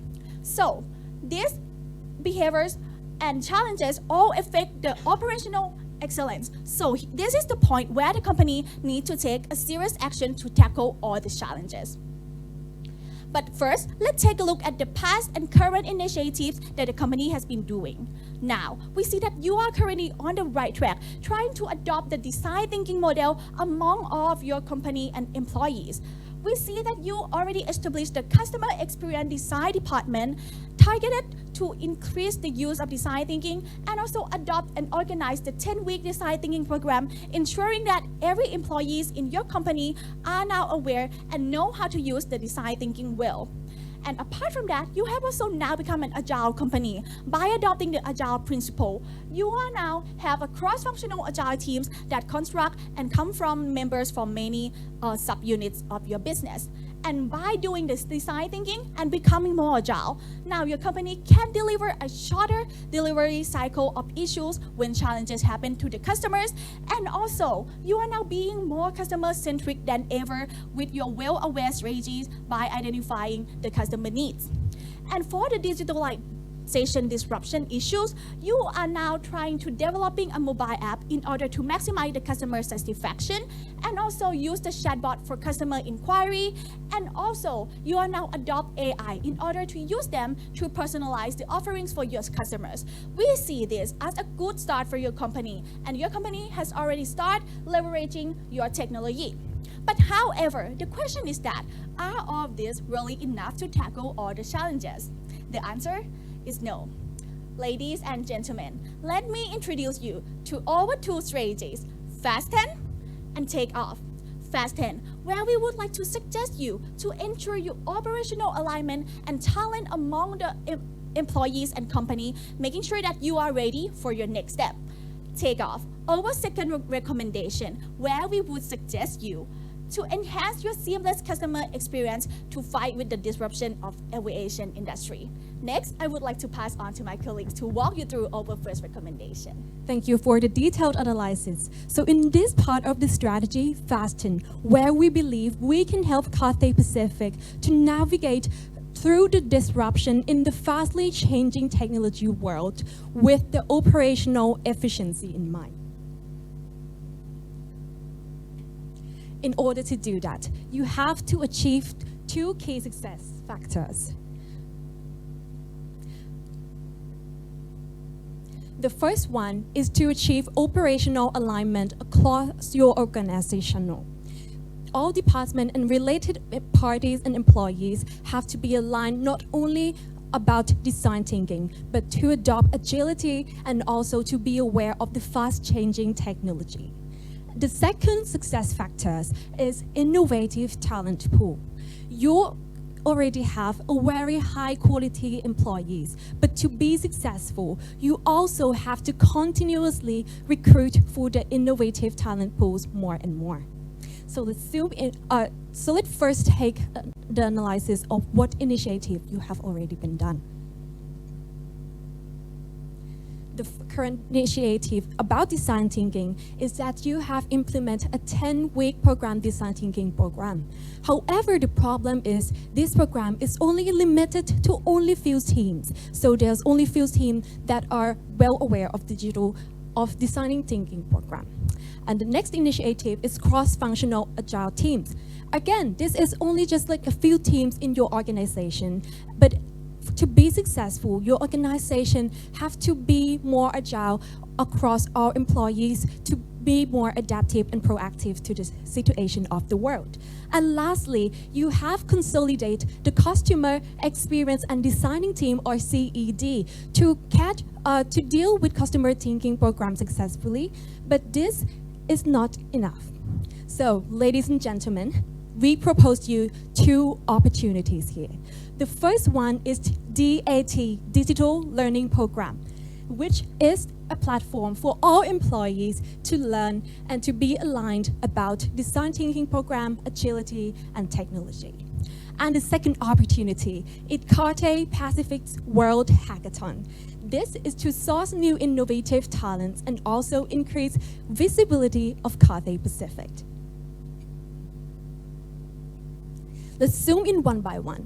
So the first one is DAT Digital Program, which is a digital learning program that will offer courses about design thinking, agility, and technology trends to ensure that the gap between the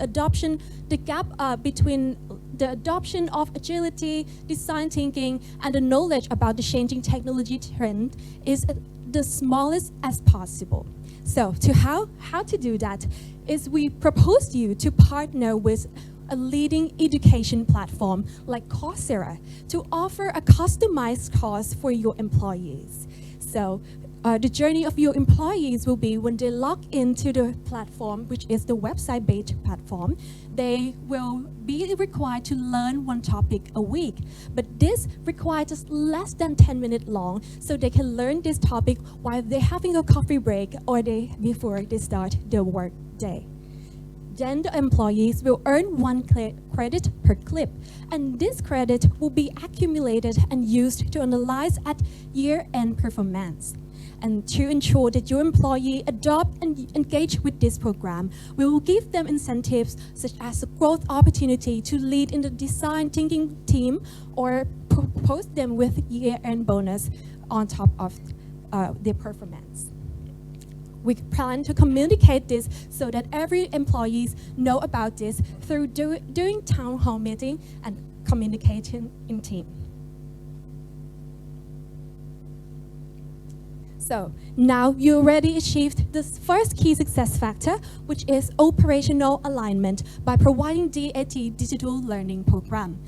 To successfully achieve the second success factor, let's take a look at this World Hackathon that will be sponsored and organized by Cathay Pacific.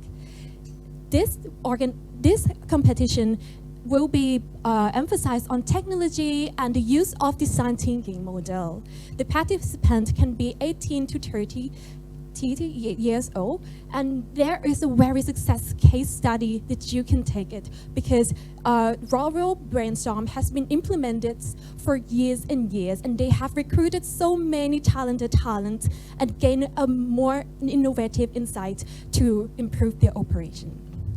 This will increase your opportunity to find more talent pool that are very innovative and can help you navigate through the challenges. How we could do that, this is to sponsor and organize regional rounds, and then the global rounds. We will reward the winners, and the reward will be an incentive, and also on top of that, you can provide them a career opportunity at Cathay Pacific. With the call to action and key message of innovative, fun, engaging experience with learning career opportunities, you can use this message to promote targetedly in social media via Facebook or Instagram, and also you can invite the leading universities around the world directly. Now, you have achieved two key success factors: operational alignment and also innovative talent pool. you have fastened your seat belt, and now you're ready to take off. Allow me to pass on to my colleagues to further elaborate. For our second recommendation, take off. To enhance the customer's experience, making it very seamless and navigate through disruption. But to take off, let's understand the customer's journey first. We see that we divided into 3 stages for customers, which include travel preparations, departures, and in-flights. And with these 3 stages, there are issues and the pain point for customers to be solved. Which first one is the plan can be missed due to the flight delays during the preparations. While for departure stage, it could be the longer time for customers to wait for the flight to be arrived. And next is the in-flight. For in-flight, they could be lead to the missed opportunities for customers to communicate with the others and outsiders. But with the current applications, it can solve these of each pain points for the customers. So this leads to the key questions of how. How can Cathay Pacific integrate the current applications to deal and solve the disruption? So ladies and gentlemen, let me introduce you 3 strategies of booking. First, for the bookings, we will propose the notification features which not only include of the traffic, it can be shown that the traffic is currently jammed. So it's making sure that the customers can be at the airport on time. So creating a seamless experience for the customers. And together with the flight delay. This will integrate the chatbot AI that Cathay Pacific already have to make sure that the customers will notice when there is flight delay and have the chatbot to tell that they can change the plan immediately, ensuring the customers has a very base experience at the very first stage. While following with the second stage of the departure. At the departure stage, if they have a delayed flight or have to wait in a very long time, so we propose you with the strategies to provide them with an in-coupon airport that can be applicable to restaurant, spa and massage, or even the duty-free. This will make sure that the customers can shorten the waiting time, enhance the experience, and can retain these customers to be with Cathay Pacific. And for the last stage is in-flight. During the in-flight stage, it can be clearly that the customers miss the opportunities of communicating with the others outsider. So we're proposing you to leverage the Wi-Fi to all flights and all airplanes. With the current initiative is only to apply with just only some of the flights, but we propose you to apply with all of the flights to making sure that customers have the opportunities to communicate with others, shorten the flight times, and enhance the experience. With these 3 strategies, will be communicated with our go-to-market strategies, which we will promote via the Wi-Fi access at the airport and the airplane of the Cathay Pacific, and we'll make sure that it will target it to the business travel to onboard, incentivize them to download the current applications as they can use these Wi-Fi. And together with the digitalized collectible stamp, these stamp will be inside of the applications to make sure that the customers are not only track the past traveling histories, but it's a memories for them, a memories that they have been together with the Cathay Pacific. This will make sure that the customers can retain them and make sure that they will be on board with the Cathay Pacific in the futures. So now, it's not only ready to take off, but the Cathay Pacific a rocket to the sky. Next, let me pass the mic on to my colleagues to walk you through finance. To ensure the financial success and feasibilities of our recommendations, let's move on to the part of impacts. With our strategies, if successfully implemented, we are going to achieve these key impacts. Firstly, the customer satisfaction rate reaching to 90%. Secondly, the percentage of the innovative employees in our organizations will reaching up to 80%.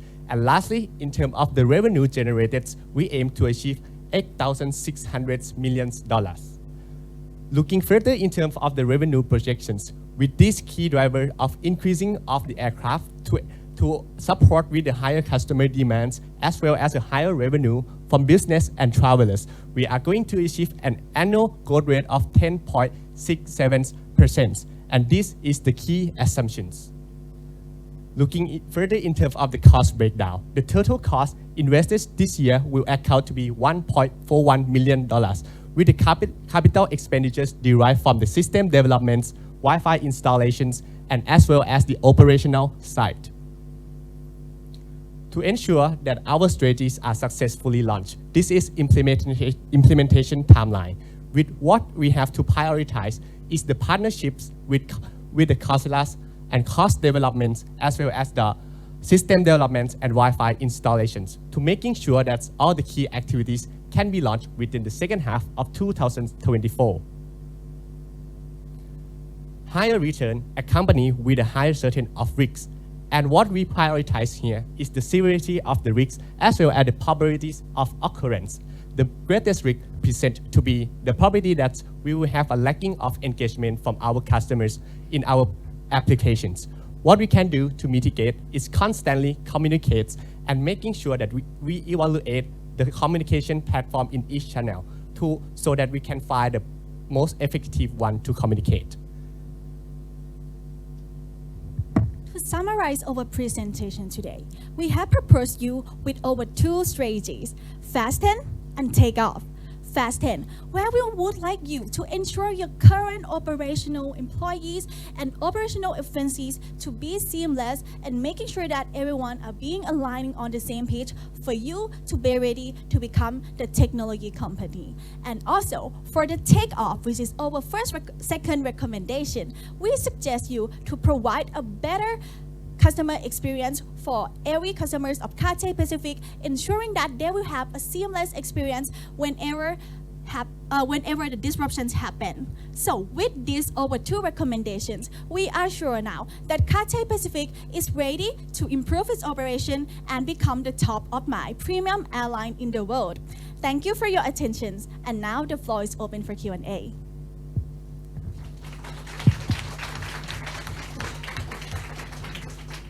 I think, first of all, really excellent presentation. Well done. I think getting up at 6 in the morning, starting a cracker case is not easy, and then having to use pen and paper, which you probably haven't done in the last 5 years. Good job. I think you did cover the case really well.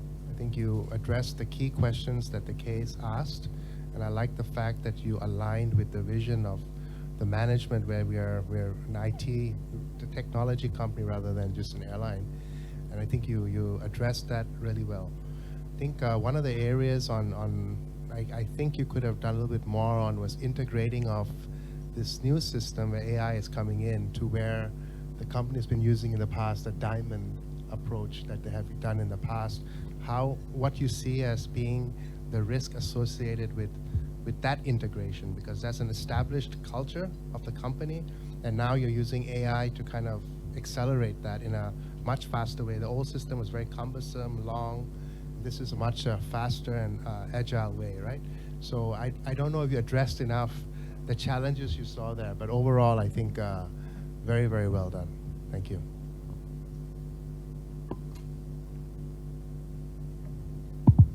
Yes, thank you for that, 11 a.m. Consulting. Same question I asked the previous team, and that is, I think the biggest risk area for any airline is in the delay, cancellation of flights. Do you feel that your solution on the, I think it's on, we call it takeoff here, is sufficient when dealing with flight delays when with angry passengers, number one? And number two is, I'm glad you tried to touch on the financial analysis, but I guess Cathay would be doing this, all these AI initiatives because they want to save money. So did you also address the cost savings, the cost benefit analysis, not just the revenue enhancement of drivers, but also the cost drivers? And in your view, does this actual journey make sense in that regard? Thank you for your questions. For the first one, I'm happy to take on that. And for the financial one, my colleagues are more than happy to take on the second one.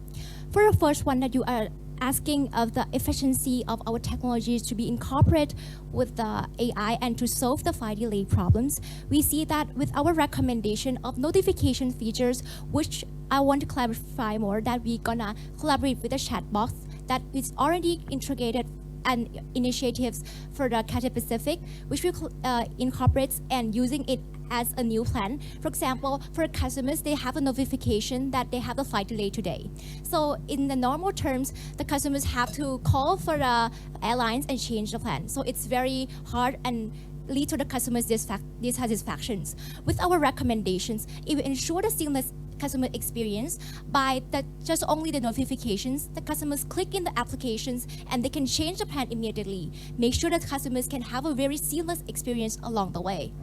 To add on to that, what we're trying to do is we're trying to solve the problem on the side of the customer experience.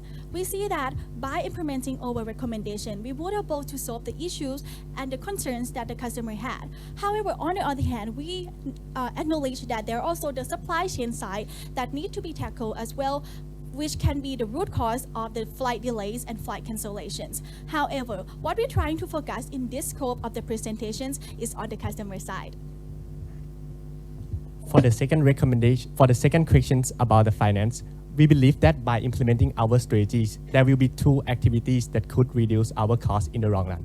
First, from the internal one, currently what we serve to our customer may not directly match with their demands. By educating them with our educational development platform, as well as the design thinking way, we can serve better in terms of the customers. Overall, we believe that we are going to reduce the expenditures that we invest on our labors. And the second part is from the customer side. We believe that by integrating applications more and becoming more in terms of the technology advancement, this could reduce the overall operational expense cost in the long run. But however, in terms of how many percentage reductions, we will have to do a further research since we have only 3 hours to crack the case. So further research will have to conduct to see how many percentage reduction in each year. All right, I have a question. Stephen, both Stephen and I are loyal customer of Cathay Pacific, right? But one of the things that we have in common is around, concern on flight delay. It happens very often. So looking at all these, design thinking, agile approach, technology, I think what we would like to know from you is how are you going to come up with a solution to address concern on flight delay or flight cancellation?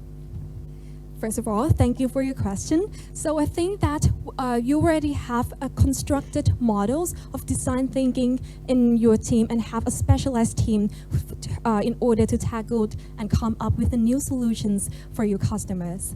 But for the application parts that we're aiming to develop and enhance, this part can act as a customer feedback collection part where you can use your feedbacks back to the internal office, and also you can use the existing AI generative solutions that will help you organize your data and also give the recommendation for the solutions. And we see that you have been already doing well in your internal part, and on top of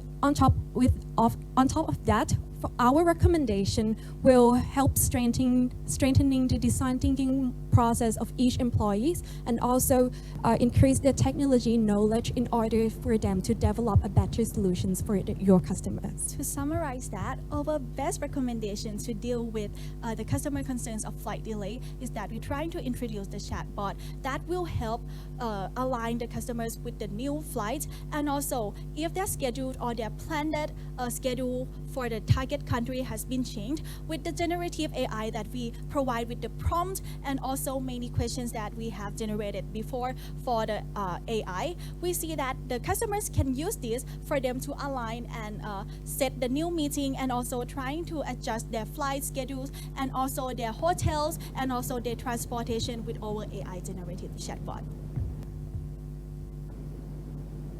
So my question, since good analysis and good recommendation, but these are the core strengths that you want to develop within the company. But the growth of the company will also involve the partnership, the alliance. So my first question is, how would you integrate your design and technology to include your partner in the alliance to make it more satisfied for your client?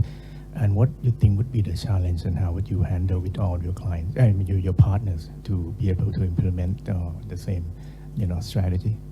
To answer that questions, we have considered about our partnership under the One World Alliance already, and we see that currently our partners we have been doing many initiatives together, including the miles and also the premium lounge as well. So we see that one of the way that we can leverage your partnership is that we will integrate the partnership miles together into our applications where it will be linked with other airlines as well. And we believe that other airlines will be able to adopt this as well, because looking at the website of many airlines now these days, they also have a web page where they include these sections of the alliance together already.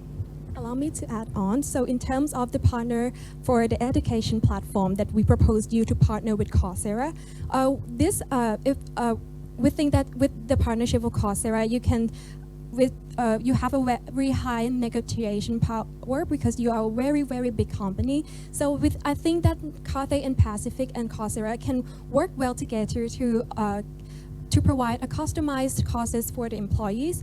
And even though there are certain risks if Coursera cannot be our ideal partnership, there is also many other education platforms that are very successful in Hong Kong. For example, such as Preface, which is a very growing fastly startup about technology education right now. Hi, I think well done team, great presentation. It's nice to see you've broken it down into the pieces and then put the pieces back together based on how, why, and how, what, and why. My question is just two things. You've looked at the business from inside, from inside out. Have you looked at it from outside in as to how the customers see Cathay Pacific, and also looked at what would you see as your best comset or competitor of Cathay Pacific today? Whom would you benchmark against to be the best of the best? And the second one is, I know you've looked at the annual growth rate of 10% with a cost of 1.4 million, but how much of that annual growth rate is coming from just existing business growing, due to inflation and price increases and all, and how much is coming from the actual investment which you are putting in, which is about 1.5 million, and also how is the business going to reduce its ongoing processing costs by now shifting to AI? So that's the second one.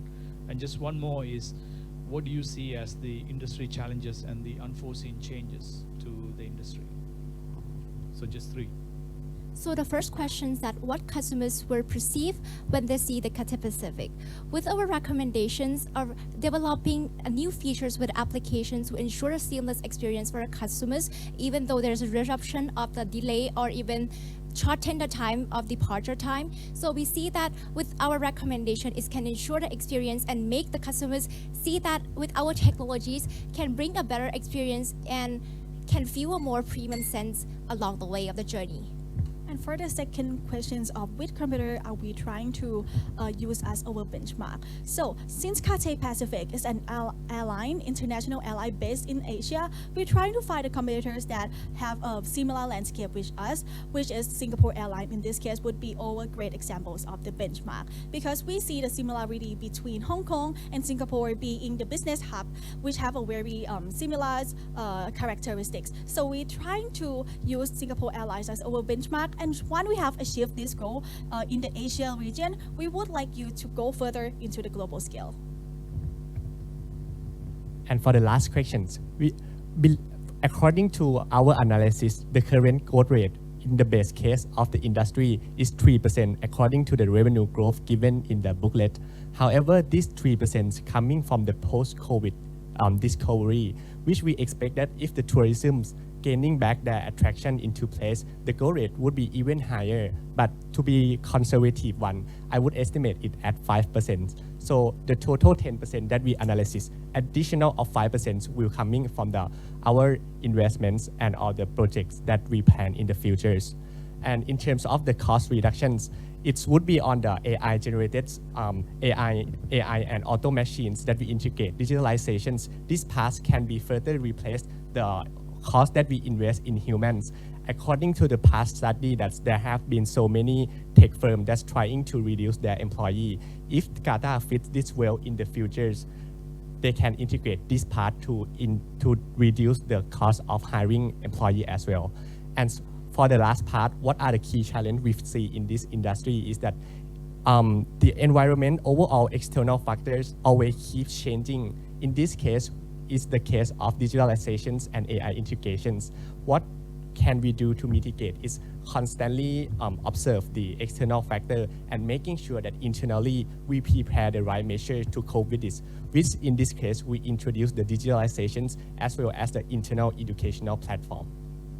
Could I add on to your very first question briefly? So we analyze and we see that from outside in, the customer has been looking at Cathay Pacific as a premium airline, but not as innovative and not as and cannot satisfy their need entirely. So that is why we proposed you with the app, all the development in the app features, and also the hackathon, the worldwide hackathon that we'll be organizing in order to increase your visibility and also the brand perception as more innovative. Thank you.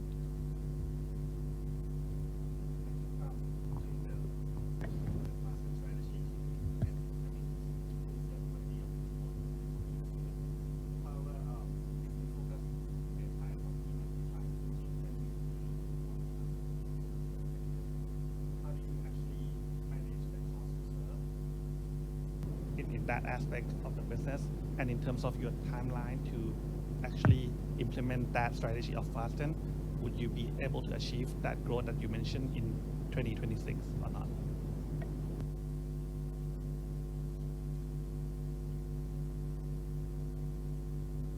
Okay, so first of all, looking in terms of the capital expenditures, we plan to invest in the system development platform of $1 million, and the rest will coming from the operational, such as the Coursera partnerships as well as the hackathon, in order to find the right partnerships. For the second recommendations, it would further break down into the special discounts as well. Thank you so much for your question and feedbacks. Thank you, team. Excellent performance, and please join the audience to watch the presentations or take a rest if you need it. You may decide now, as you will not be allowed to enter while the other teams are presenting.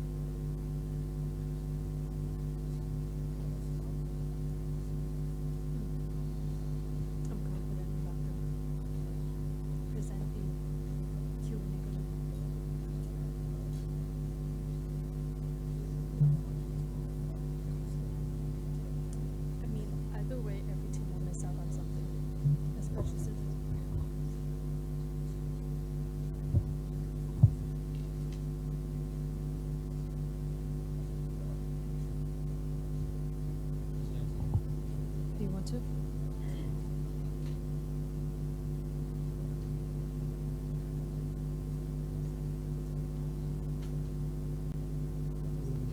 As we wait for the next slot to prepare, please feel free to take a small break.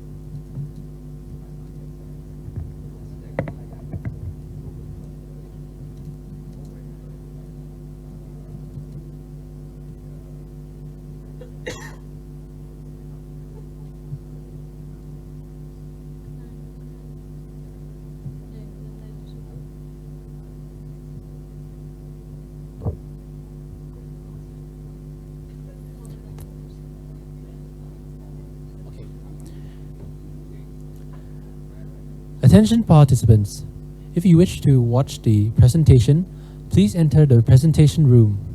Thank you.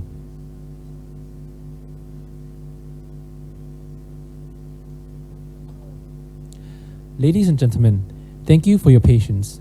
It's now the appropriate time to begin the final presentation for today. Let us welcome Team Daedry Consulting.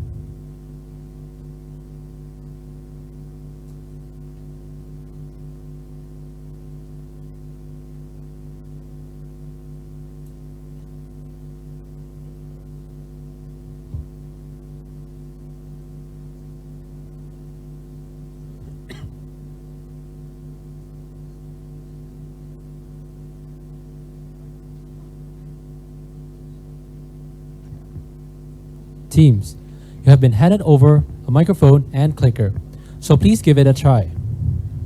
Hello. Test. Please be reminded that you listen to the rules and regulations carefully. You'll have 20 minutes to present your ideas and 15 minutes for Q&A. Our timekeepers will raise the time board when you have 10 minutes, 5 minutes, and 1 minute left. And our timekeeper will ring a bell to indicate that the time is up. Team, you may start when you are ready.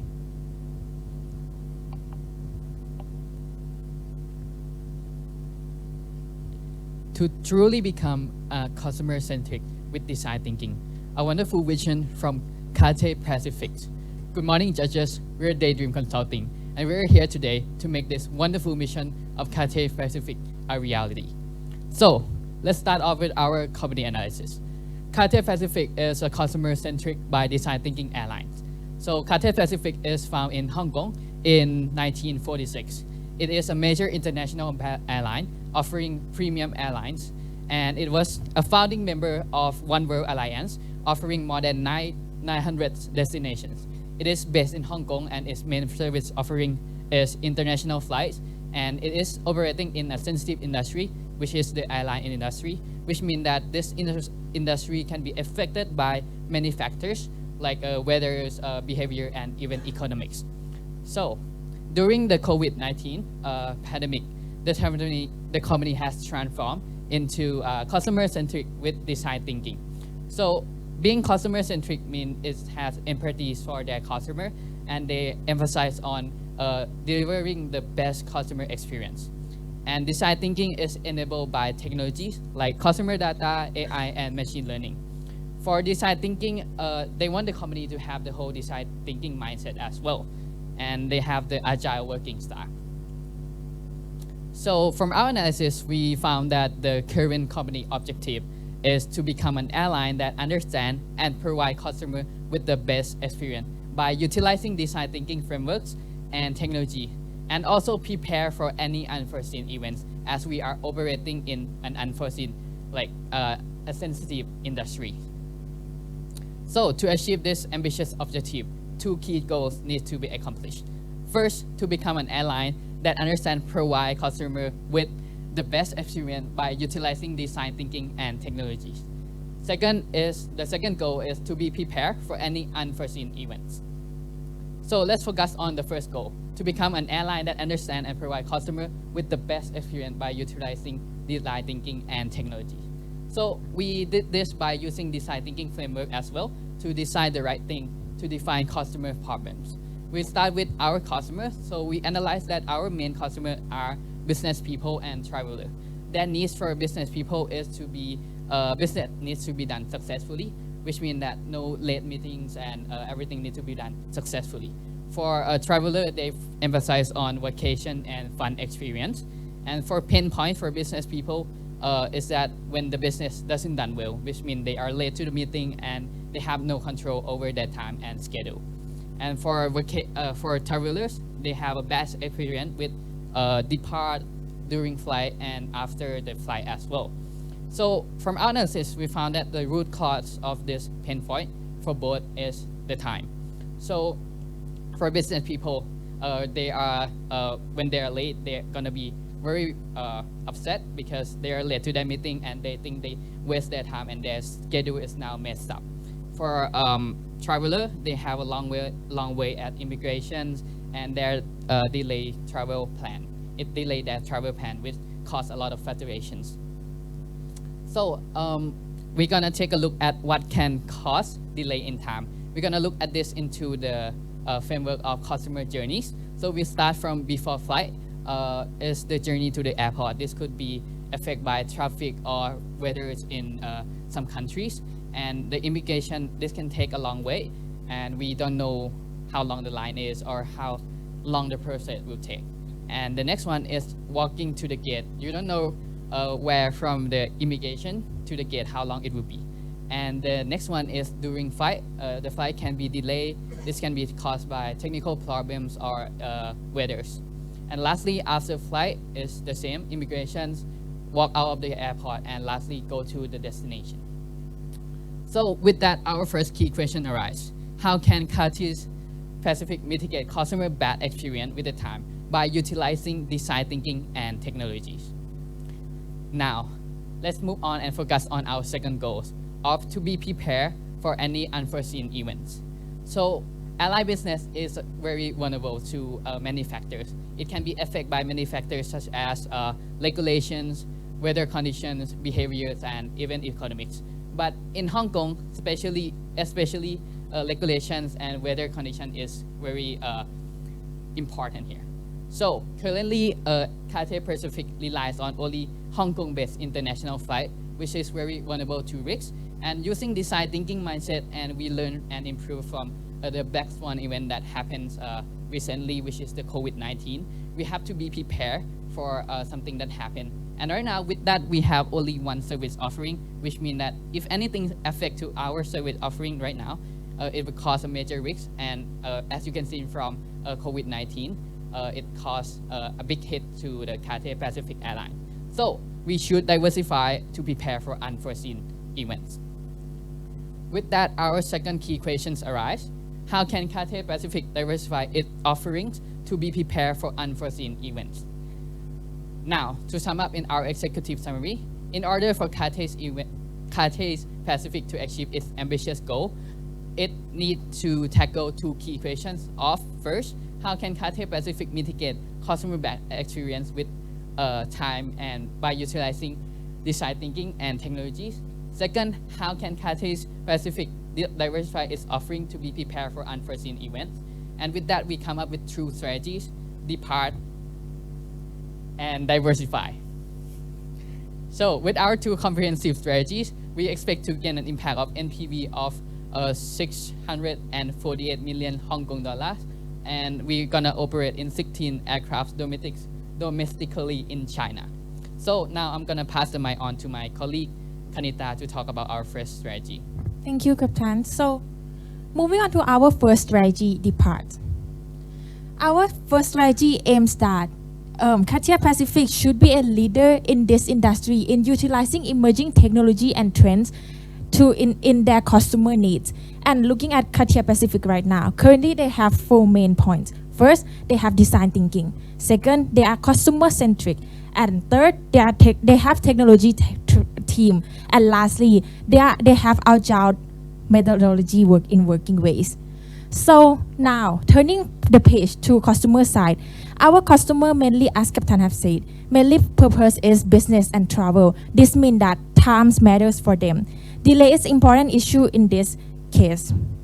So what we can do with leverage Cathay Pacific current technologies and improve customer needs. Currently, Cathay Pacific has its own applications, and we want to improve these applications to beyond its customer satisfaction. But how? So most of the company will focus on during the flight delays and after the flight service. But we want Cathay Pacific to impress and retain customer more than that. So we suggest that in the application should remind the weather and the time duration to the airport, which this lead to unforeseen weather and traffic. And in Hong Kong region, there's a lot of events about weather that cannot be foreseen. And after first reminder, they should also tell the estimate time from security check process, which they should partner with the airport data. I believe that most of you guys experience this issue. You guys rushing to the airport and don't know what time you will be waiting in the airport security check and what time you will be walking into the airport gate. So this conclude to that Cathay Pacific should have total time before flight departure with AI intelligence help and also partner with airports. And with after our success from Hong Kong based in first trial, we aim to expand into next region with our partner One World Alliance. And with this, we aim to use their network and data. Looking for our customer behavior, the customer that have One World Alliance members, they are mostly looking for alliance that have high quality member in their and in their field, and they also shared customer and they also shared mind. So this, by upgrading alliance, also it will also lead to Cathay Pacific benefit. And with our first strategy, we aim to the impact that Cathay Pacific will be the first in the industry that use customer-centric digitalization, personalizations, and with this trend, if Cathay Pacific move first, they will be the first mover and the leader that able to make digitalized touch to customer feelings in this case. Thank you, Kanita. I'll take it on to our second strategy, diversify. Our second strategy, diversify, aims to grow and minimize the risk of the fragile airline industry. Before diversification, we should explore the options first, comparing between passenger and cargo flights. Passenger show more potential since there are more customers that we can add value to, a higher flight frequency, and competencies that we can play to our strengths to be leveraged. This specifically customer centricity that we have was always our core value of the company. As for the cargo, there is tight competition. Globally, UPS and FedEx has global presence with economies of scale and a wide distribution network. Therefore, we cannot compete in the cargo business. Therefore, we should diversify the passenger flights. Now, Cathay Pacific should diversify by focusing on domestic flights in China. Why? Because firstly, there is a large customer base for business and travel passengers. Second, they could leverage their connection with Air China, where data and knowledge can be shared. And thirdly, operational efficiency, where in China and Hong Kong, people have similar behavior and the same language. Therefore, this reduces the time and resources in terms of monetary and time constraints that the company has to retrain their staff or upskill their staff. So, what will their target customers in China look like? The purpose would be for business and travel purposes, with the demographics being Chinese and international passengers. Their behavior are loyal customers that fly frequently and have high points program in our Cathay Pacific CRM program. And they highly value premium experience, and therefore they are willing to pay more for our premium experience. So the expected key impacts are a larger customer base so that we could leverage and collect more data so that we could further improve our services to be more catered to each individual passenger. And this can consequently reduce the negative impacts in case of a black swan event that my colleague has mentioned, COVID-19 recently. Then I'll pass it on to Bill to explain the implementation and financial impacts of our strategies. Thank you, Kapikia. So let's take a look at our implementation timeline. Here's exactly how Cathay Pacific should roll out our recommended strategies. Right off the bat, in 2025, we'll start the development of our depart feature.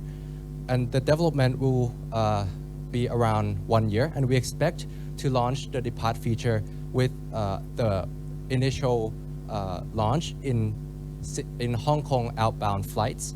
And after that, from 2026 onwards, we expect to leverage our airline partner resources to expand our offering of this feature forward as well.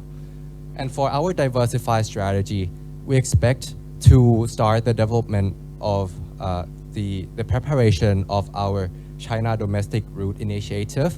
So this includes the acquisition of airports license and the necessary fleet to execute our opening of the new China domestic route. After the primary task has been accomplished, we expect that we could open the first China Cathay Pacific domestic route in as soon as 2026. Now, there's no perfect solutions. We just have to find the risks that could associate and the way we could mitigate these risks. There are 3 risks that I would like to point out that could occur from our strategies. Firstly, our depart feature might not be well utilized by our customer. The way we could mitigate this would be to promote the feature right at the point when the customer have booked the flight, and really highlights the benefits and how this feature could make sure that the passengers will not miss our flights. The second risk that we have identified is the risk that we might not be able to acquire the rights to operate in China. The way we could mitigate this would be to consider international non-Hong Kong based flights route instead, to diversify our route offering. And lastly is the lower than expected passengers in our China domestic flights. The way we would mitigate this would be to identify other international non-Hong Kong based routes that is profitable with enough demand to expand into.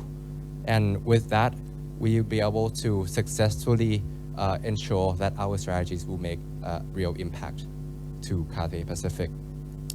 Now, a successful execution of our strategy would expect to generate an NPV of over 640 million Hong Kong dollars, and this is only using the first 5-year figure present valued as well. With our recommendations, Cathay will be operating 16 aircraft domestically in China, offering 8 destinations as well. We'll be generating over 8 billion Hong Kong dollars in incremental revenue from our recommendations in 2025, according to the projection right here. Now, looking at the cost breakdown, majority of our costs are actually from our diversify strategy, with mostly would be the cost of operating the new fleet in Chinese domestic route. We made several assumptions based on the historical data from the case, which is the aircraft operational expenses would be around 95% of the revenue it generated. And for our depart feature, the development cost will be around 0.5 million Hong Kong dollars per year. Now, to wrap it all up, with our recommendations, we expect that Cathay Pacific will be able to increase the customer satisfaction with our depart feature, increase the revenue with our newly introduced domestic route, and lower the risk of the fragile and volatile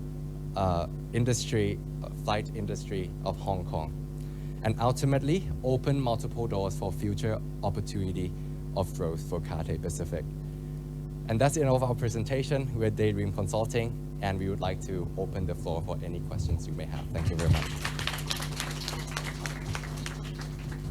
Yeah, so no, thank you. I think in this kind of case, I think one of the most difficult part is actually cracking the right problem statement. I think you have done well in identifying the right problem statement. I think that is very, very important. Otherwise, you go all out to a completely different route. So that is good, a very good complementary. I think the way you approach the problems and come up with the issues is also very systematic. I think I also like that a lot. The part that I don't know, whether do we need a diversified strategy? Why do we need a diversified strategy? It's very high risk, as you rightly identify, right? Majority of the cost, it will be on the diversified strategy. Why don't you put more investment into the depart strategy and actually bring Cathay Pacific to the point where it can cope with uncertainty better than others. Given an airline industry, you always have to face that risk, right? It's probably one of the most sensitive industry when it comes to the anything's global hit, right, or global trend change. So my question is, why do you choose to go with diversified strategy rather than put more investment or focus on the departing strategy? Yes, so I'll be happy to start this question off. Any of my colleagues would like to add on, feel free to do so. So the first reason why we decided to diversify is on the premise that, especially with Hong Kong-based airline, currently Cathay Pacific is heavily reliant on the regulations from both Hong Kong and other areas and other countries as well. The current, I would say 100% of Cathay's revenue is from Hong Kong-based international flights currently. And with COVID-19 pandemic, for example, in the past years, Cathay has been heavily impacted by that, unlike other airlines that operate domestically as well. For example, United Airlines in the US or Air China in China that operates domestically, because there's lower regulations when it comes to domestic travel. But with a Hong Kong-based airline, with, for example, as Captain has said, Black Swan event could really impact airline industry, especially with those companies that is very reliant on international flights, with Cathay is right now. So just to add on a little bit on my colleague and summarize. So because Cathay Airline right now is operating in the Hong Kong-based international airlines, and with being in Hong Kong, they have a really heavy regulations. For example, for COVID-19, right? The COVID-19 hit, and other airline industry in other regions have already starting to recover. However, the regulation in Hong Kong is still going on. That makes Cathay Airline to recover slower than others. And with this, we have only one service offering. So if anything happened to this, we will be affect heavily. Thank you.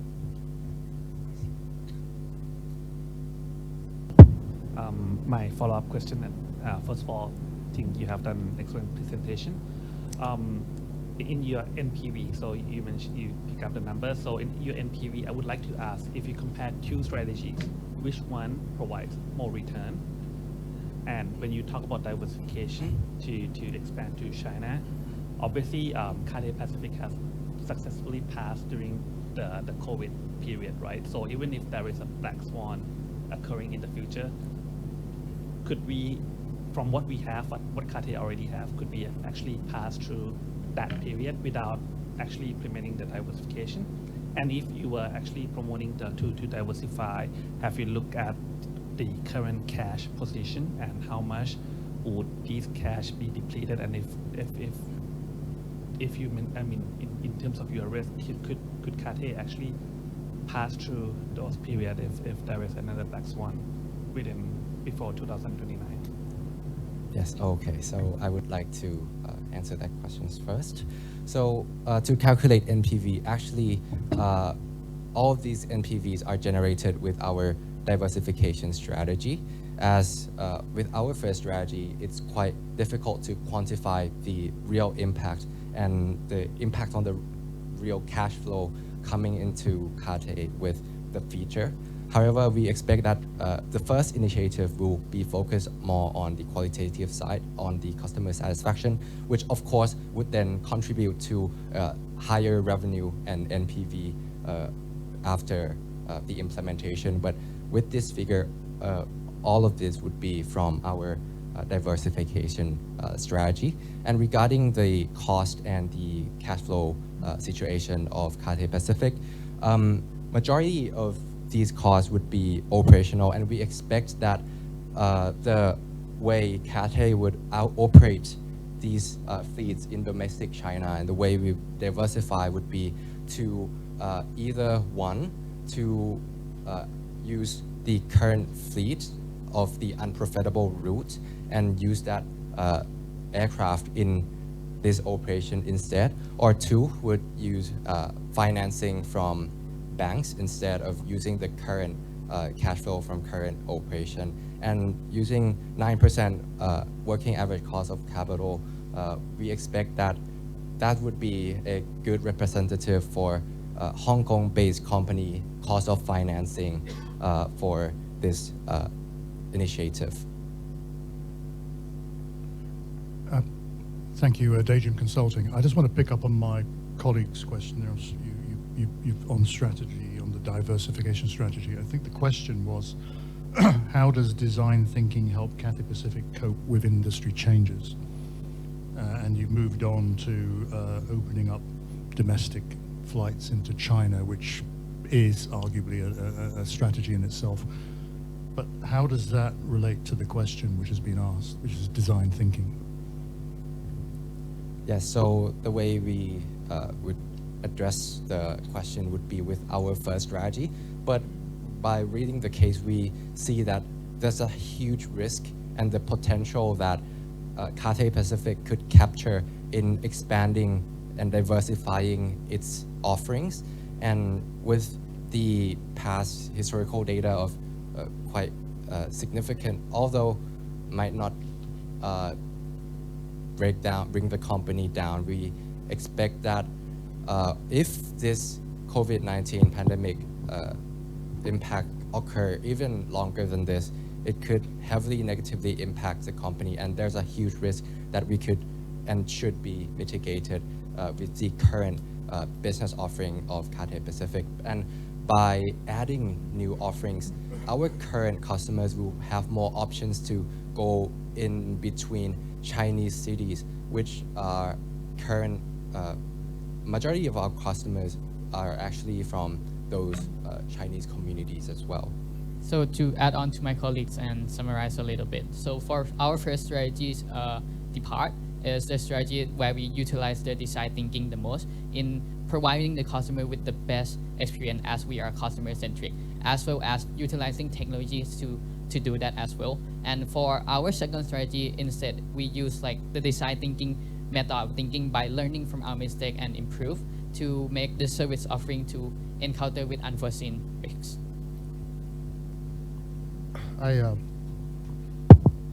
Just a quick question. First of all, good presentation. I like the fact that you looked at both the business traveler and the leisure traveler. I think that's good. I think also good that you are aligning with the upgrading your technology together with the other alliances that we have to save costs. So that's really good as well. But I looked at when you presented, you looked a lot at external risks, right? Which was a good analysis of where things are. But if you look internally, okay, I didn't see that potential challenges or risks that are associated with implementing this proposed solution, particularly regarding the integration of emerging technologies like AI. I think that was part of the case study. Did you look at how that would tie up with the current method of working that you have today?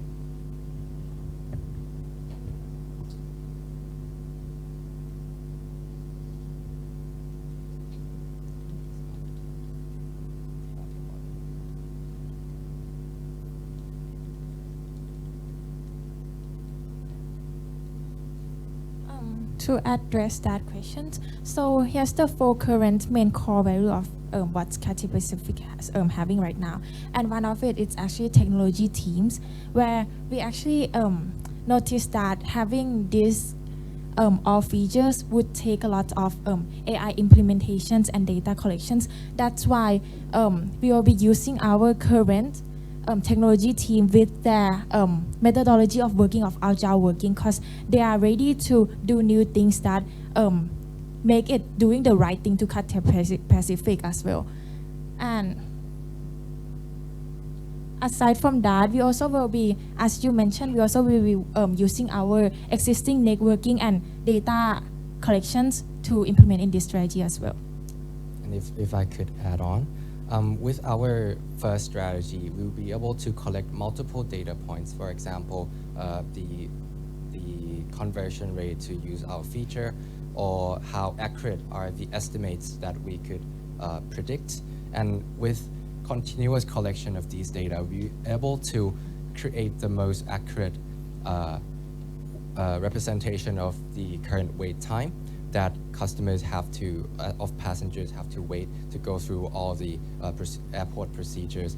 And with that, we'll be able to increasingly help our customers better and better over time with the data points that we collected and the AI integration, which would mostly be machine learning in terms of analyzing these data.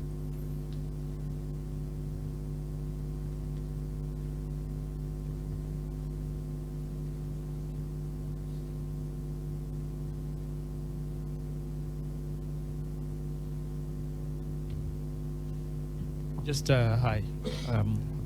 Just one thing. You also looked at, the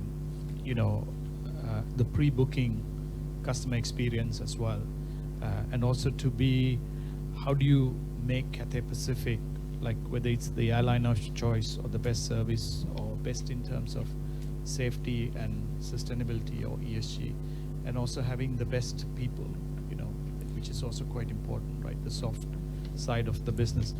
But and also, as my colleagues reflected, the diversification strategy, I know it's out of the box thinking, like to say, maybe Cathay should try and leverage on the Chinese route, but there is not only China, there is also beyond China as well, right? Because China can be also risky as well.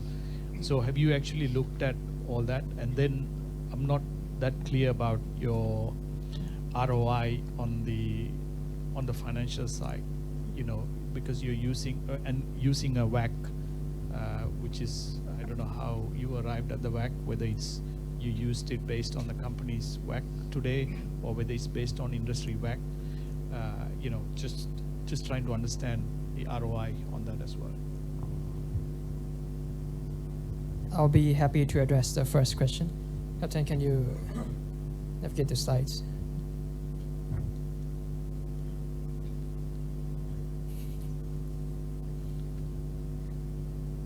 Okay, we selected China because of these three reasons, because they have a large customer base of over 1 billion population, right? And secondly, because we can leverage our connection with Air China. And if we were to expand into another country, we don't have those connections. I mean, there might be strategic alliances, but it is not strong as having a 18% share in the company. So we could leverage the data and knowledge to increase the chance of success in domestically flying in China. And thirdly, because of the similar behavior and same language, that reduces the resources to be spent in when we were to diversify our routes. Don't have spare. The problem is not the spare capacity they have, which you need to utilize through diversification. I think the points is the other three, right? How do you leverage technology in terms of providing the best customer experience? And how do you use design thinking, right, in terms of achieving that? And the third one is, what are the external forces you face in terms of industry changes and the unforeseen changes, to the airline industry? Thank you, Team Daydream Consulting, for your presentation.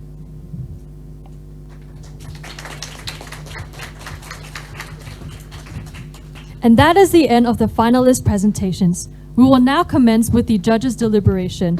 Judges, please follow our team, who will guide you to the judges' lounge to deliberate upon the team's performance and determine the winner of this competition. Spectators and competitors, please remain seated during this session. Thank you.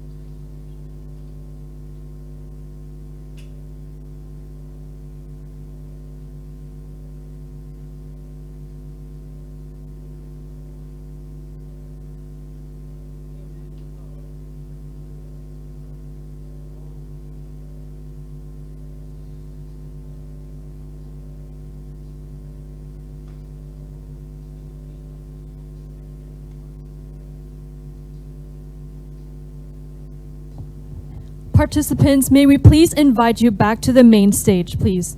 We will be proceeding with the video announcements.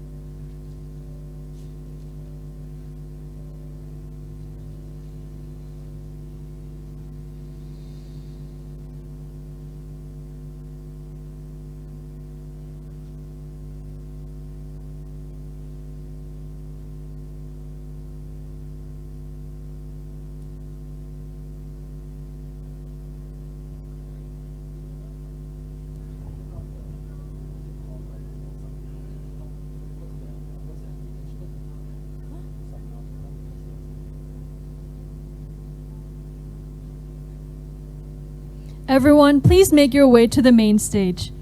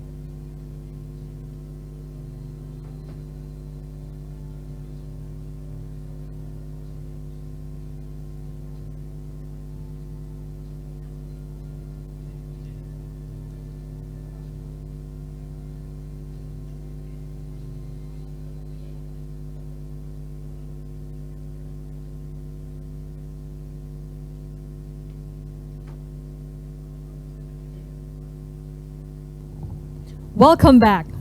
I believe that everyone's excited for the winner announcement. Judges and competitors, I'm seeing that all your faces are filled with anticipation. I know. I'm very on edge myself, ready to hear the results for today. And once again, we would like to thank the judges for your effort. We are positive that your deliberation and valuable insights have been vital in making this competition a success. We know that the judges' constructive advice will help our competitors grow and improve. And we are truly grateful for the time and effort they have put into this competition. Before we announce the finalists, we would like to inform you that we had a video competition where teams were required to send a video recording to compete for the best team videos under 3 categories. For the first category of the Fans' Favorite Award, it will go to Team Vortex! So let us take a look at the video before we invite you on stage.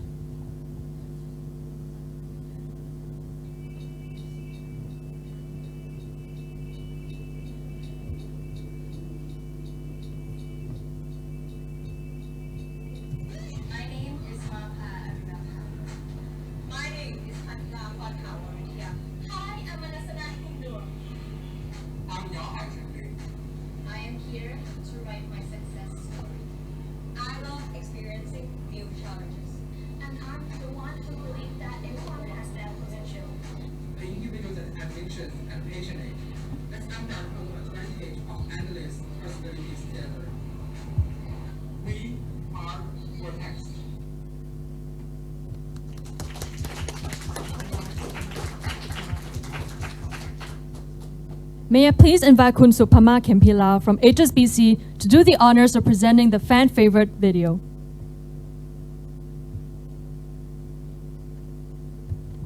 Team Vortex, please join us on stage.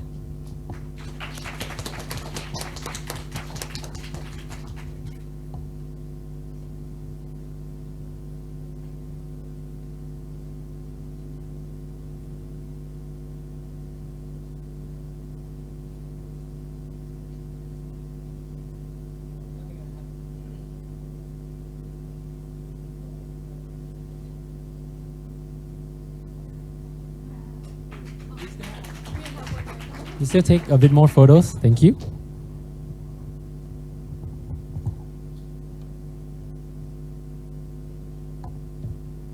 Thank you, Team Vortex. Congratulations.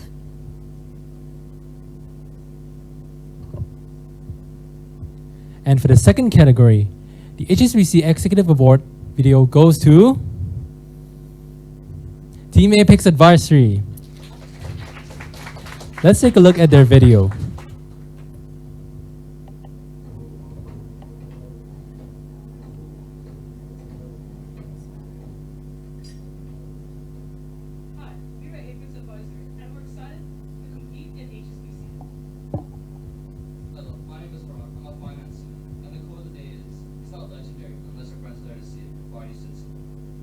My name is Batul Gambhir, and I'm a finance student. And my quote is, never forget what you are, the rest of the world will not. Wear it like armor, and it can never be used against you. Game of Thrones. also a second-year economics student. And the quote today is by Jack Sparrow. The only rules that really matter are these: what a man can do and what a man can't do. I'm Laksh, a marketing student. Whatever you do in life, give it 100%. Unless you're donating blood. You got a problem, you got a solution.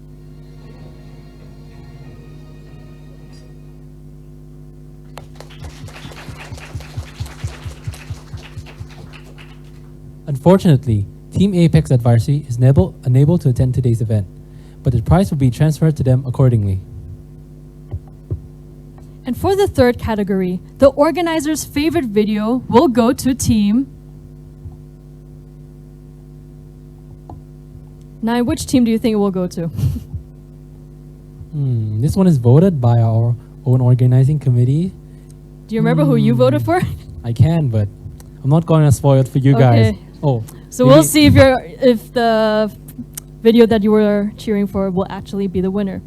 So, the organizer's favorite video goes to Team We Ate. Let us take a look at the video before we invite you on stage.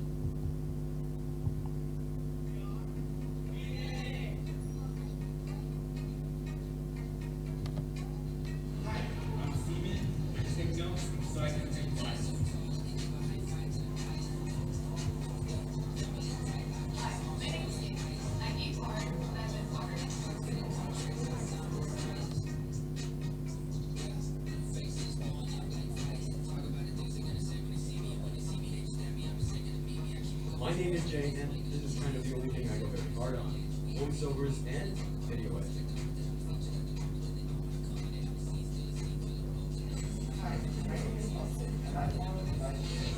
I work hard.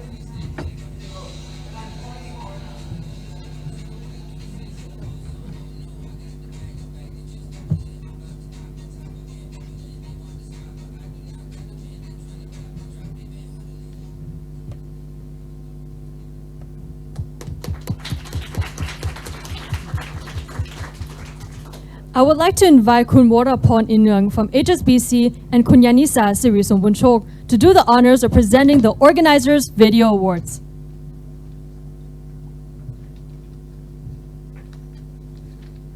We Ate, please come up.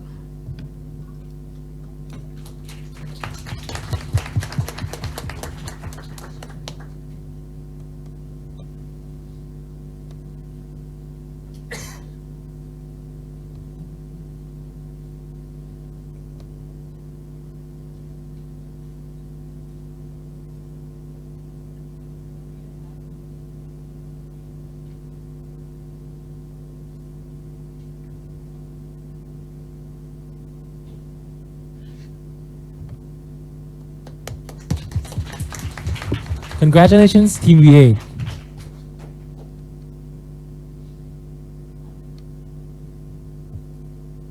And up next, I would like to invite Kundilip Rajakuria to give us a few words on behalf of all the judges present here today.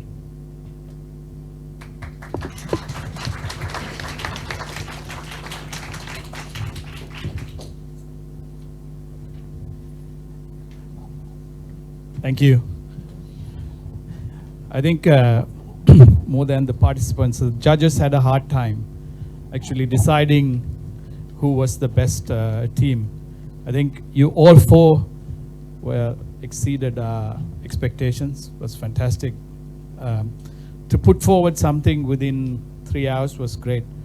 I think it would be great if you guys also join the Thai government. I'm sure you will change the outlook of the economy as well, and also maybe Thai Airways to make it one of the best airlines in the world. So well done to the teams.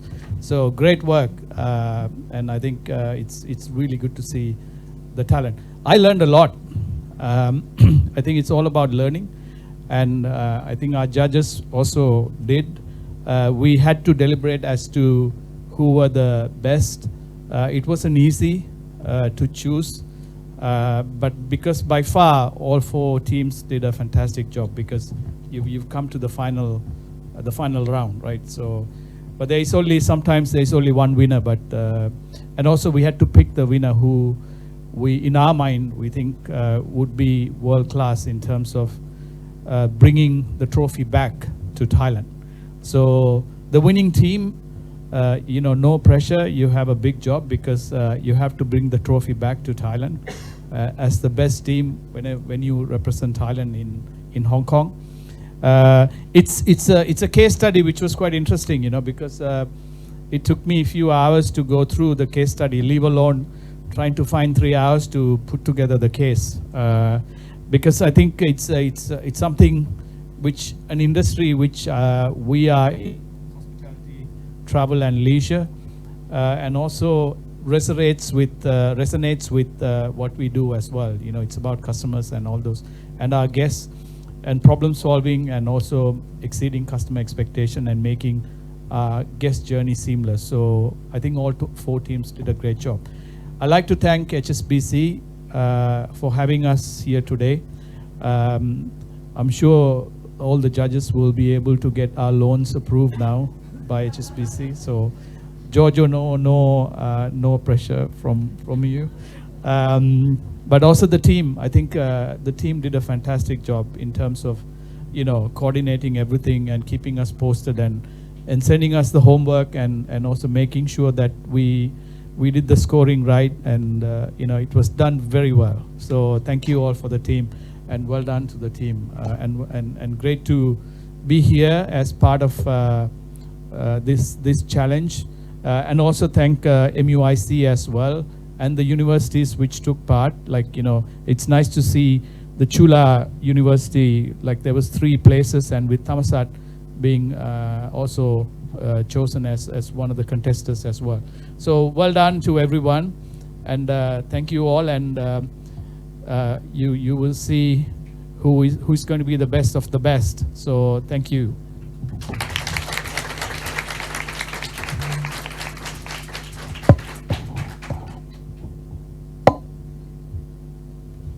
Since business case competitions are also about how well you can pitch your ideas, may I please invite Kun Thanyapong Thammawaranukut to kindly award the Best Speaker Award for today.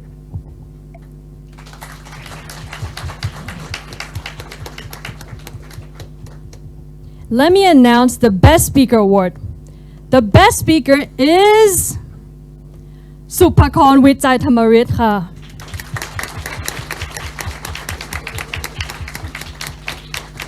Congratulations.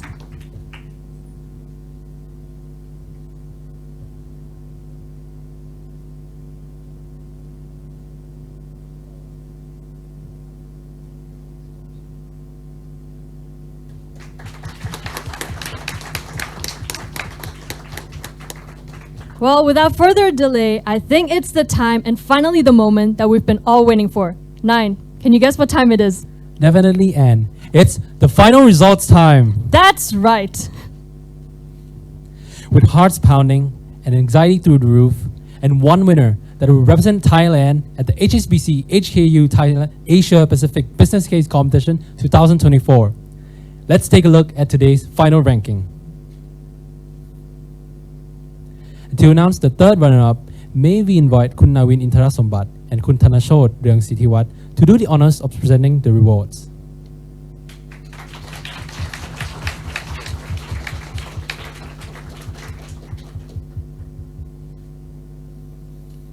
It is now time.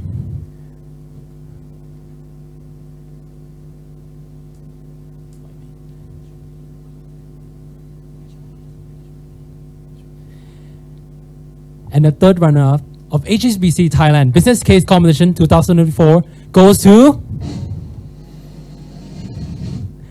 Team Vortex. Congratulations.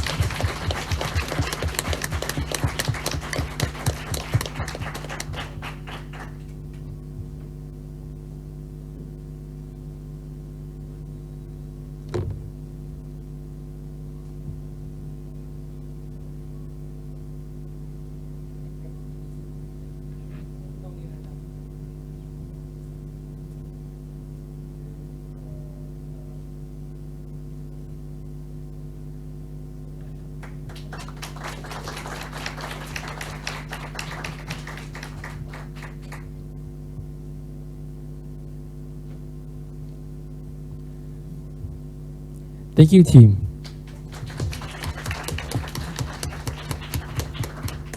To announce the second runner-up, may we please invite Kun Grisada Patjalan and Kun Suti Ratanapas to do the honors of presenting the award.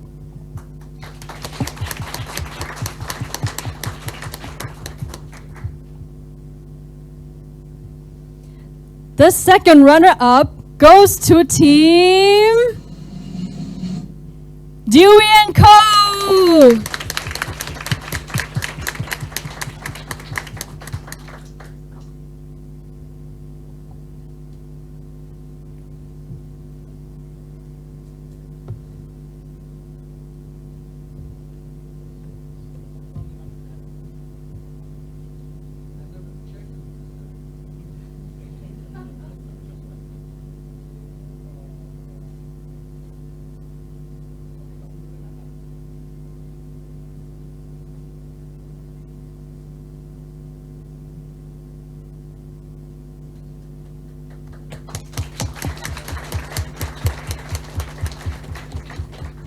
Congratulations, team.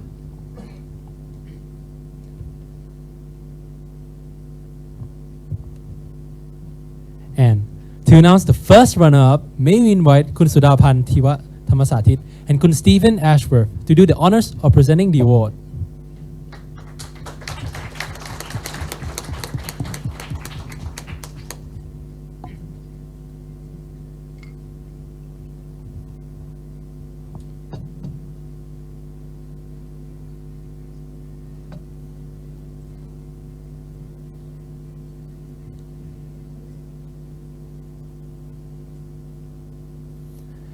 And the first runner-up of HSBC Thailand Business Case Competition 2024 is Team Daydream Consulting.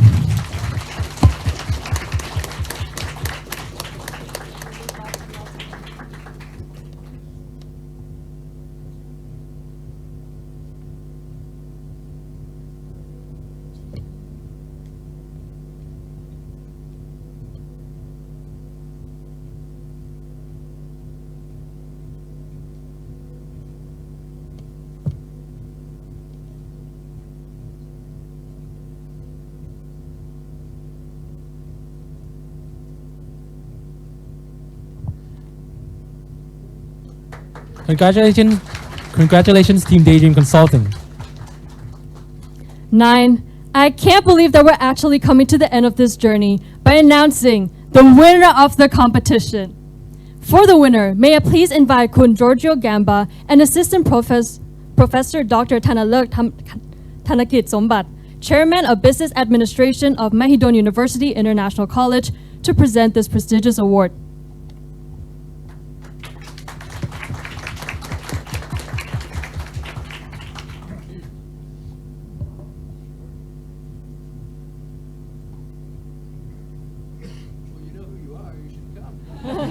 Okay, And the winner of the HSBC Thailand Business Case Competition 2024 is 11 AM Consulting.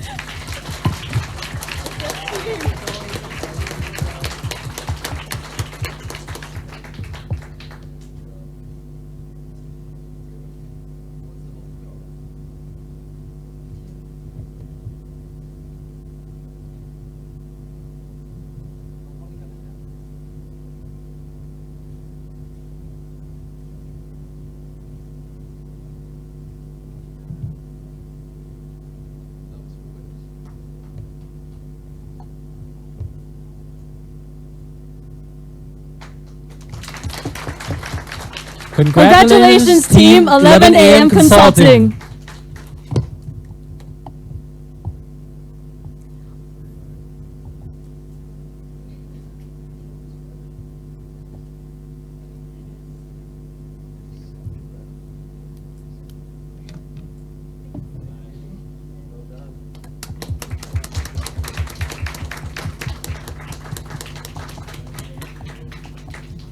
Well, I think that's a wrap for today. Once again, we would like to express our sincere appreciation to the esteemed judges for being an integral part of the HSBC Thailand Business Case Competition 2024. Your presence on the judges panel has made a significant impact on the competition, and we are grateful for your time and dedication.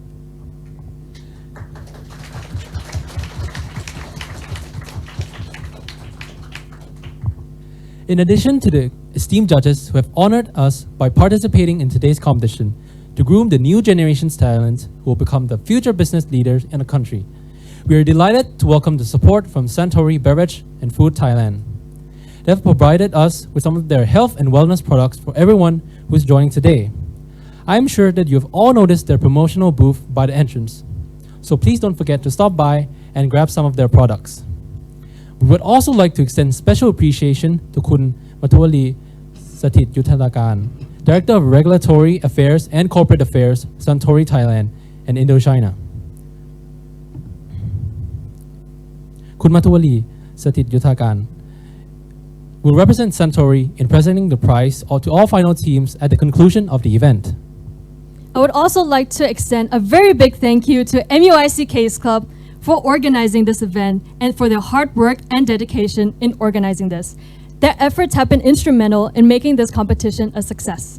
This event could not have succeeded without their enthusiasm and commitment. Last but not least, I would like to express my heartfelt gratitude to HSBC Thailand for their generous sponsorship of this event. We're truly honored to have them as our sponsor, and furthermore, we would also like to thank Suntory again. Once again, thank you to all competitors involved in this competition for making the event successful. Thank you for being such excellent participants and for bringing such gracious professionalism and cooperation to today's event. We are truly grateful for your contributions and look forward to continuing the journey together with you in the future. If you have any further questions, you can always contact us at Instagram, Facebook, Gmail, and LinkedIn. And as we bid farewell to this competition, let us carry with us the lessons learned, the memories cherished, and the bonds forged. May the experience shared here fuel your ambitions, ignite your passions, and propel you towards an even greater heights.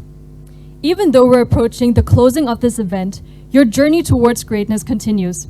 We have all witnessed all teams bring something unique to the table, and not only have you demonstrated your passion and perseverance, but you have also showcased your ability to overcome difficult obstacles, and that in itself is an achievement.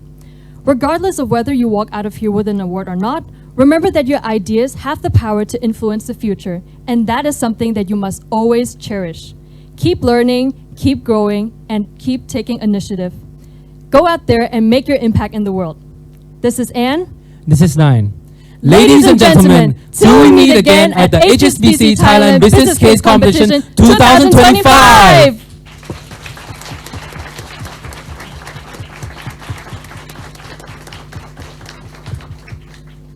But before we go to lunch, no event is complete without a memorable photo. May I invite the judges and finalist team to the backdrop to take some photos outside. I'll call the team name in order to take turns taking the photo with the judges. Thank you.